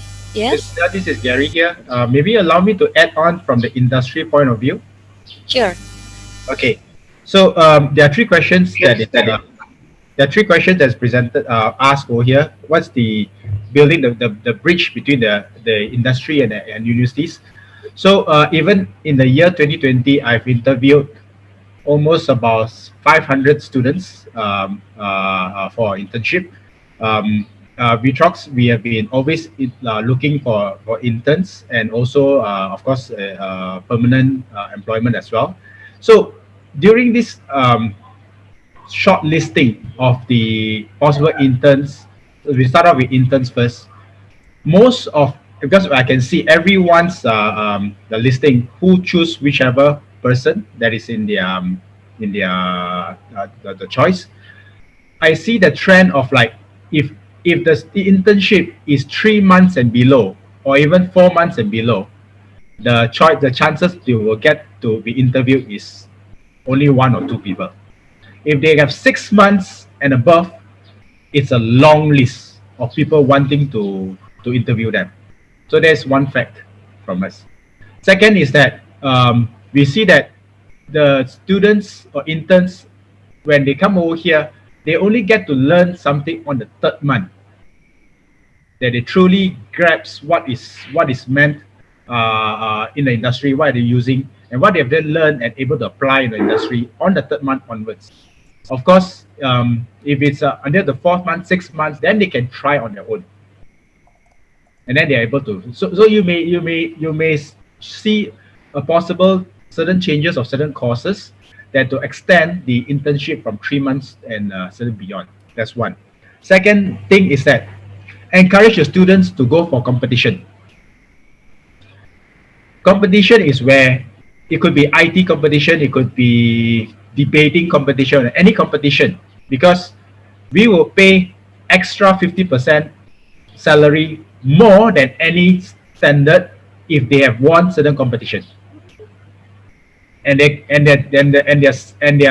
for example, if they won certain good competition, for example, their salary starting pay can be higher than any senior engineers. So encourage them to try, because competition is not easy, especially international competitions. It's not easy. Encourage them to try, because from there they learn a lot, innovation, creativity, and these are things that, to be frank with you, is not taught in the textbook today. So that is where the learning from the areas of competition is important. And of course, the classical learning of in schools or in the universities, I shall not comment this more. There's a lot of areas of where needs to be improved. So this will leave it to the Ministry of Education of every country. I hope I understand. I shared some of the perspective from an industry point of view. Thank you. Thank you, Mr. Gary. Now for, yes, Dr. Frankie, would you like to give response? Thank you. Gary, I think, thank you for your explanation. I would like to dig deeper about for the first advice you mentioned about for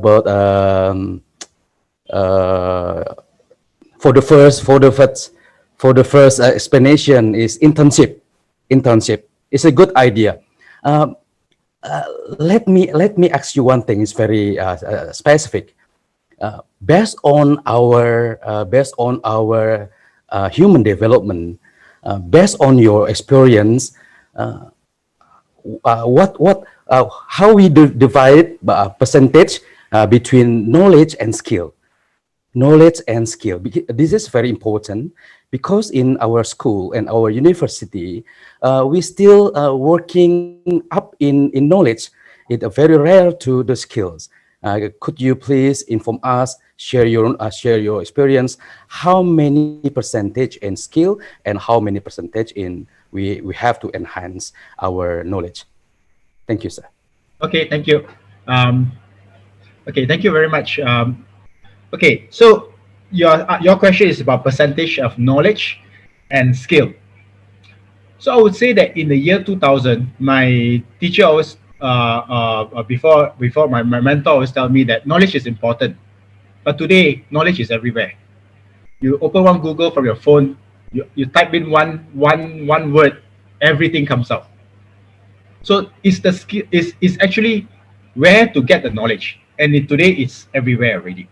Okay, so today the industry, the university have to revamp itself also, even industry as well, that the students that come in with the availability of internet, the knowledge is everywhere, and where to find the knowledge is also easily accessible. Okay, that's one. Skill, yes, I agree, needs to be learned, but moving forward, it will be multiple skill sets that will be additional. For example,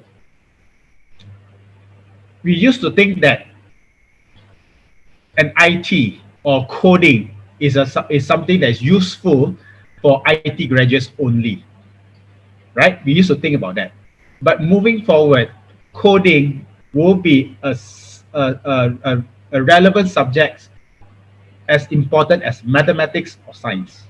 Why do I say that? Is because, for example, coding will be additional, will be an add-on as a basic knowledge that you add on with certain subject matter expert. For example, someone who likes design, who is creative, he likes to design clothing, He likes to design furniture.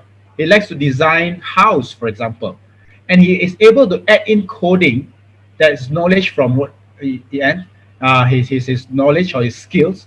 So this combination will be the experience from the skill sets he has and the subject matter expert.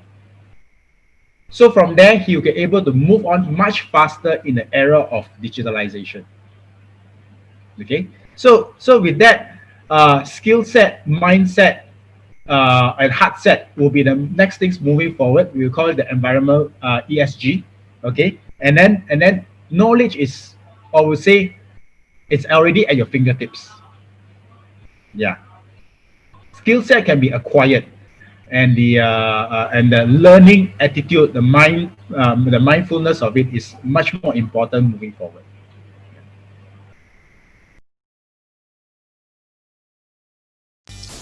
Okay, thank you, Mr. Gary, and for all panelists. And then we will move to the next question from Ms. Priya Pandey. Good morning to all the panelists. My question is that digital teaching, no doubt, is really growing, but then there are times when exams are conducted digitally. There are chances where students can copy and the teacher won't come to know because there is no physical interaction between the teacher and the students. So any solution for it? Maybe I will start it from Dr. Daisy. Thank you, Miss Alia. Yeah, I believe a lot of university actually face this problem and these challenges. Thank you, Priya, for these questions. And what we are doing in University Science Malaysia is we implement a protoring. So this online protoring is to monitor real time that it will actually prevent students from cheating. Yeah, so of course we need to subscribe the system itself, but it actually measure real time. It's just like when the students are sitting for the exam physically. Another way is you can, as an academician, we can design the question in such a way that they can't find the answer online. So we need to be creative in terms of designing the questions.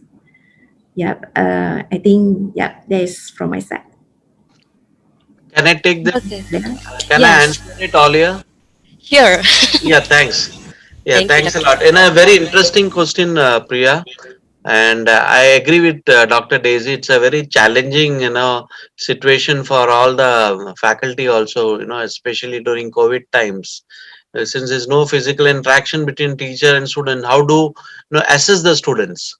So very pertinent question. And then once again, there are no ready-made answers. We need to understand that every people have their own set of problems. But I do agree with Dr. Daisy. Where we need to put such questions, application-based questions, in such a way that's difficult for the students to get answers online. That is one way. Maybe another method would be to have multiple sets of questions. So, and it goes randomly. So, so students will not be easy, finding it easy to decipher which question set they have. So maybe I can have 3 sets or 4 sets of questions which are given to a group of, randomly, given to a set of students. Third aspect could be to have a Zoom link fix online and to monitor the student, okay, online, to see that they are not resorting to any cheating purposes. So, these are some of the measures which I feel, which can be taken to reduce the cheating. But then I think it boils down to value systems. The more we inculcate proper value systems in them, they will not resort to this cheating. So it can be reduced to an extent, but I don't think so it can be eliminated totally. That's my perspective. Thanks, Alia. Thank you, Dr. Rajesh. And to Mr. Gary, do you have any innovation that can mitigate the cheating, because we cannot remove it solely? I don't have any resolution for mitigating cheating in school. Sorry, I can't comment on that. Okay, thank you. And we will move to the next question from Mr. Raman. And the question to you, Mr. Gary. And sir, as you told how to increase the supply in the market and also how to give employment. So my question is how about to cope up with the loss that all have suffered due to the COVID-19, since many company cannot be done through online, for example, productions. So how to deal with it being a fresher in the market or the organization? Okay, Mr. Raman, I'm actually, Mr. Raman, I'm actually writing this text for you for your questions. Actually, COVID-19 impacts every organization from all walks of life. Okay, I'm not going to go through all this, but some benefit from it, some suffers from it. Okay, so in general, during 2020, these are the areas that actually I'd like to quote, which I'll share with you later on from the McKinsey studies. In this, number one is actually to safeguard our lives. During that time, this was sent to McKinsey. McKinsey and Company shared the article to many companies during March. The imperative number one is to safeguard our lives, and then two, safeguard our livelihood, which means that preserve the cash of the company first. That's the first thing, right? And then third, we look into the areas of how the possible strategy for the company, and then before you talk about the moving on towards the next. So we always look back, what are your strengths of the company, what's the strength of your people, and then encourage the areas of what is your value stream towards on your company, on your people, and go back to the heart set of it, the emotion, the heart set of the company. Because during that time, is a time that actually to see where are the areas that you can move, and then where are the areas that you can on hold. Of course, certain investment and things like that. I'll share with you in the chat box the McKinsey studies. It's on page number 14, 14 and 15 and onwards. So you can read more from there. Okay. Thank you so much. And for the next question from Jefta Fembrianto. Good morning, everyone. As permission to ask question, education is one aspect of life that is in fast flow of change, which is also affected by the industrial revolution 4.0. Are educational institutions, especially higher education institutions, ready to welcome this era? What strategies should higher education institutions have? Meanwhile, the word education has a real competitor called Massive Open Online Course, or MOOCs. And yeah, Dr. Rajesh, please give your response. Yes, thanks, Olia. See, as I was telling, when you talk about emerging technologies like artificial intelligence, robotics, it's very important to get industry practitioners. And that's where I feel the industry and academia partnership plays a very important role. So the industry practitioners should take out time basically to come out to higher education institutions and abreast the students about latest technologies. So besides this, I don't think so. On the massive open online courses, MOOCs can be a competition. It is a value add advantage. As I was telling to you, in my college itself, we make it mandatory for students to go through MOOCs program. So it cannot be seen as a competitor. It can be seen as something which is a value add besides this, the curriculum which is taught by a teacher. Industry academia partnership in that sense, especially in areas of emerging technologies, is extremely important. And I feel, that's where the industry practitioners should take out time and reach out to colleges of higher education and promote that so that they can get good material, especially, after the student completes its course. Thank you very much. Thanks, Olia. I hope I have answered the question. Okay, thank you, Dr. Rajesh. And now to Dr. Daisy. Thank you, Ms. Alia and Jefta. For information, my university also is in the directions where they actually encourage academic staff to actually produce courses for MOOCs. So we are in these directions, and we have quite a number of academic staff have actually produced that, and they want to encourage even more. so they Oh, would align with the industrial 4.0. Yeah. yes, so true. So Uh, MOC is not the competitor actually, right? no, Okay, it's thank you, just an Dr. open program whereby people can actually go and learn from those who are actually sharing the courses. Yeah. Yeah, sure. Thank you, Dr. Daisy. And now to Mr. Gary, do you have any response? What the higher education institution should do to welcome this era? Oh, okay. What higher education should do to welcome this era of digitalization, right? Um, I would say that a lot of collaboration, out of box thinking is important because this era has changed. This COVID-19 has changed digitalization importance and also the concept of learning speed up by 5 years, I would say. Okay.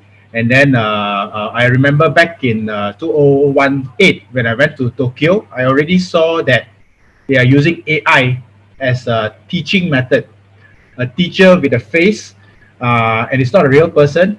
It's they're using machine learning and also a diagram. It's like a picture. You can put what model you want of a person, your favorite teacher, for example, and then it will do a teaching for students with kindergarten. Okay, and then will it proceed on to primary school? All these things, probably yes and no. We do not know. So these are the areas that the education line will change in the near future. So even in Vitrox itself, we are adopting the 2+1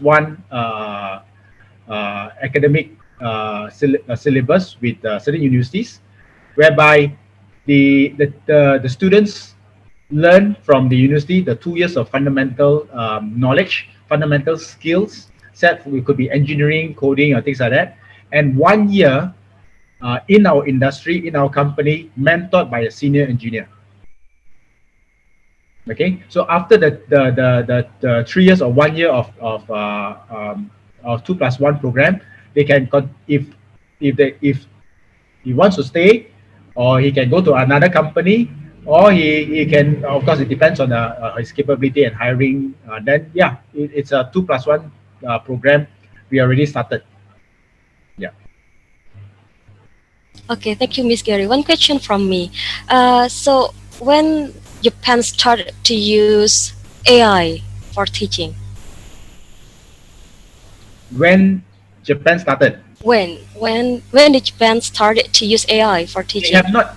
Okay, they have not implemented in any schools yet. It is a project. It is of course the MPI, and in those usually startup companies, they are looking for investors, and also fundings.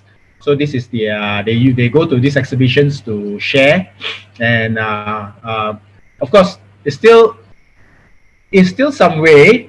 I'm not saying that it's we will take off or not, but still a lot of adjustments to be done. Yeah, I mean that is what is coming soon. Okay, thank you very much. And now we have another one question from Puja Chawla. My question is, our main focus is increasing the digital technology and increasing the employment, but country like India with the As I was telling, when you talk about emerging technologies like artificial intelligence, robotics, it's very important to get industry practitioners. And that's where I feel the industry and academia partnership plays a very important role. So the industry practitioners should take out time basically to come out to higher education institutions and abreast the students about latest technologies. So besides this, I don't think so. On the massive open online courses, MOOCs can be a competition. It is a value add advantage. As I was telling to you, in my college itself, we make it mandatory for students to go through MOOCs program. So it cannot be seen as a competitor. It can be seen as something which is a value add besides this, the curriculum which is taught by a teacher. Industry academia partnership in that sense, especially in areas of emerging technologies, is extremely important. And I feel, that's where the industry practitioners should take out time and reach out to colleges of higher education and promote that, so that they can get good material, especially, after the student completes its course. Thank you very much. Thanks, Olia. I hope I have answered the question. Challenge is there for government. Okay, the challenge is there for institutions, how to take these technologies to far-flung areas. But I'm sure, technology has its reach, and and today it's quite possible. It's quite possible for a person who's sitting in Harvard can reach to the farthest most, can reach right from Asia to Africa to Europe to any other places in the world. Technology has this reach. So I don't think so reaching out to students will be a problem. Okay, but only thing is, especially in rural areas, one needs to look into the infrastructure. My question, the answer to is that it's very, very important for youth to assimilate new technologies if they have to get opportunities in future. I hope that answers your question, Pooja. Thank you, Dr. Rajesh. And now for Dr. Daisy response.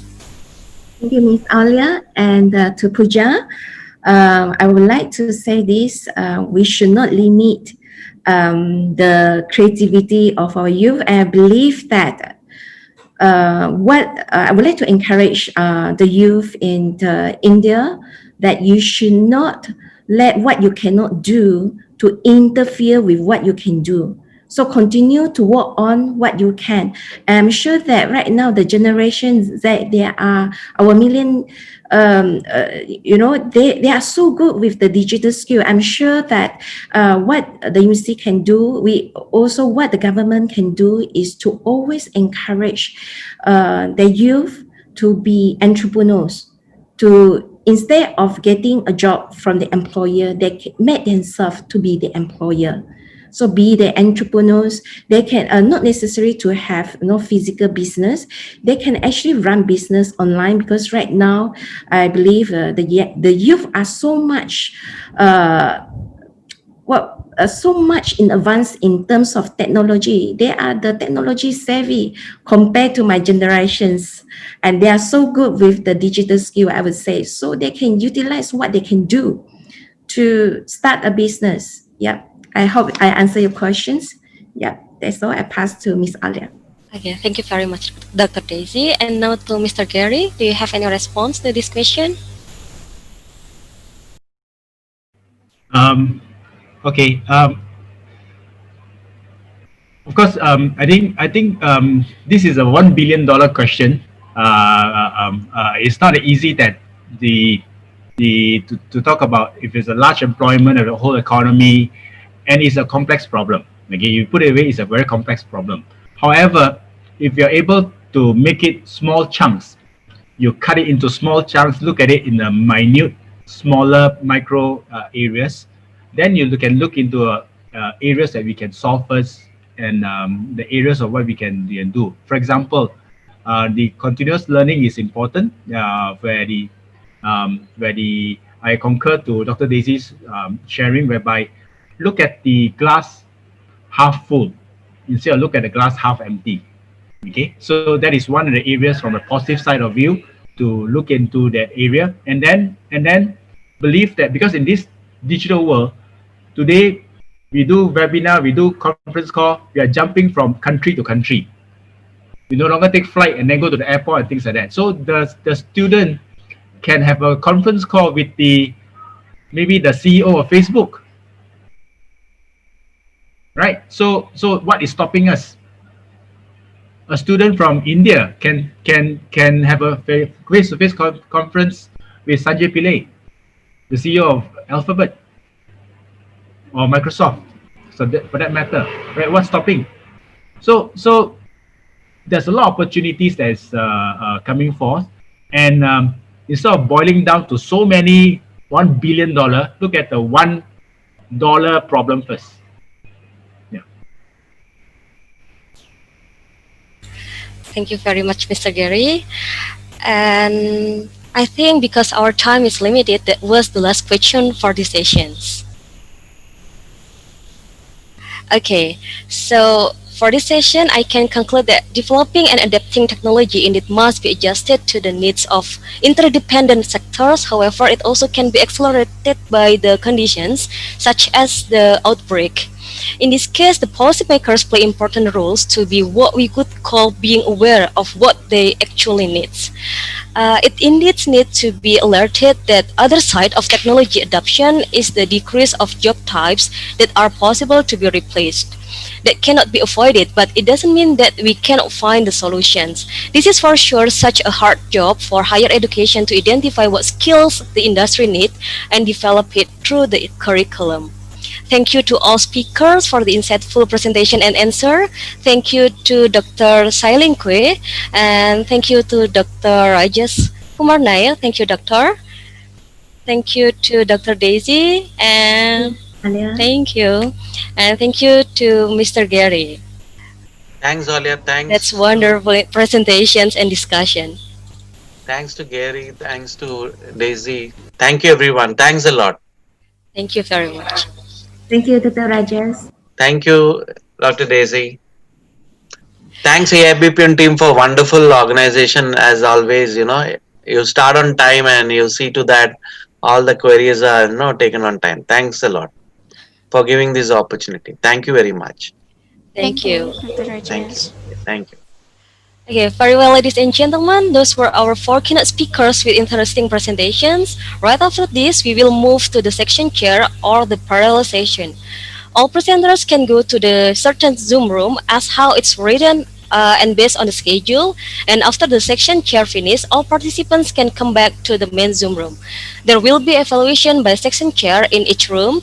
The best presenter in each room will be announced in the closing ceremony. Thank you, and I turn the role back to the MC. Thank you, Ms. Alia. It was a great discussion, everyone. Now we will be waiting for the AIBPM staff to help us entering the panel room. Miss Ati.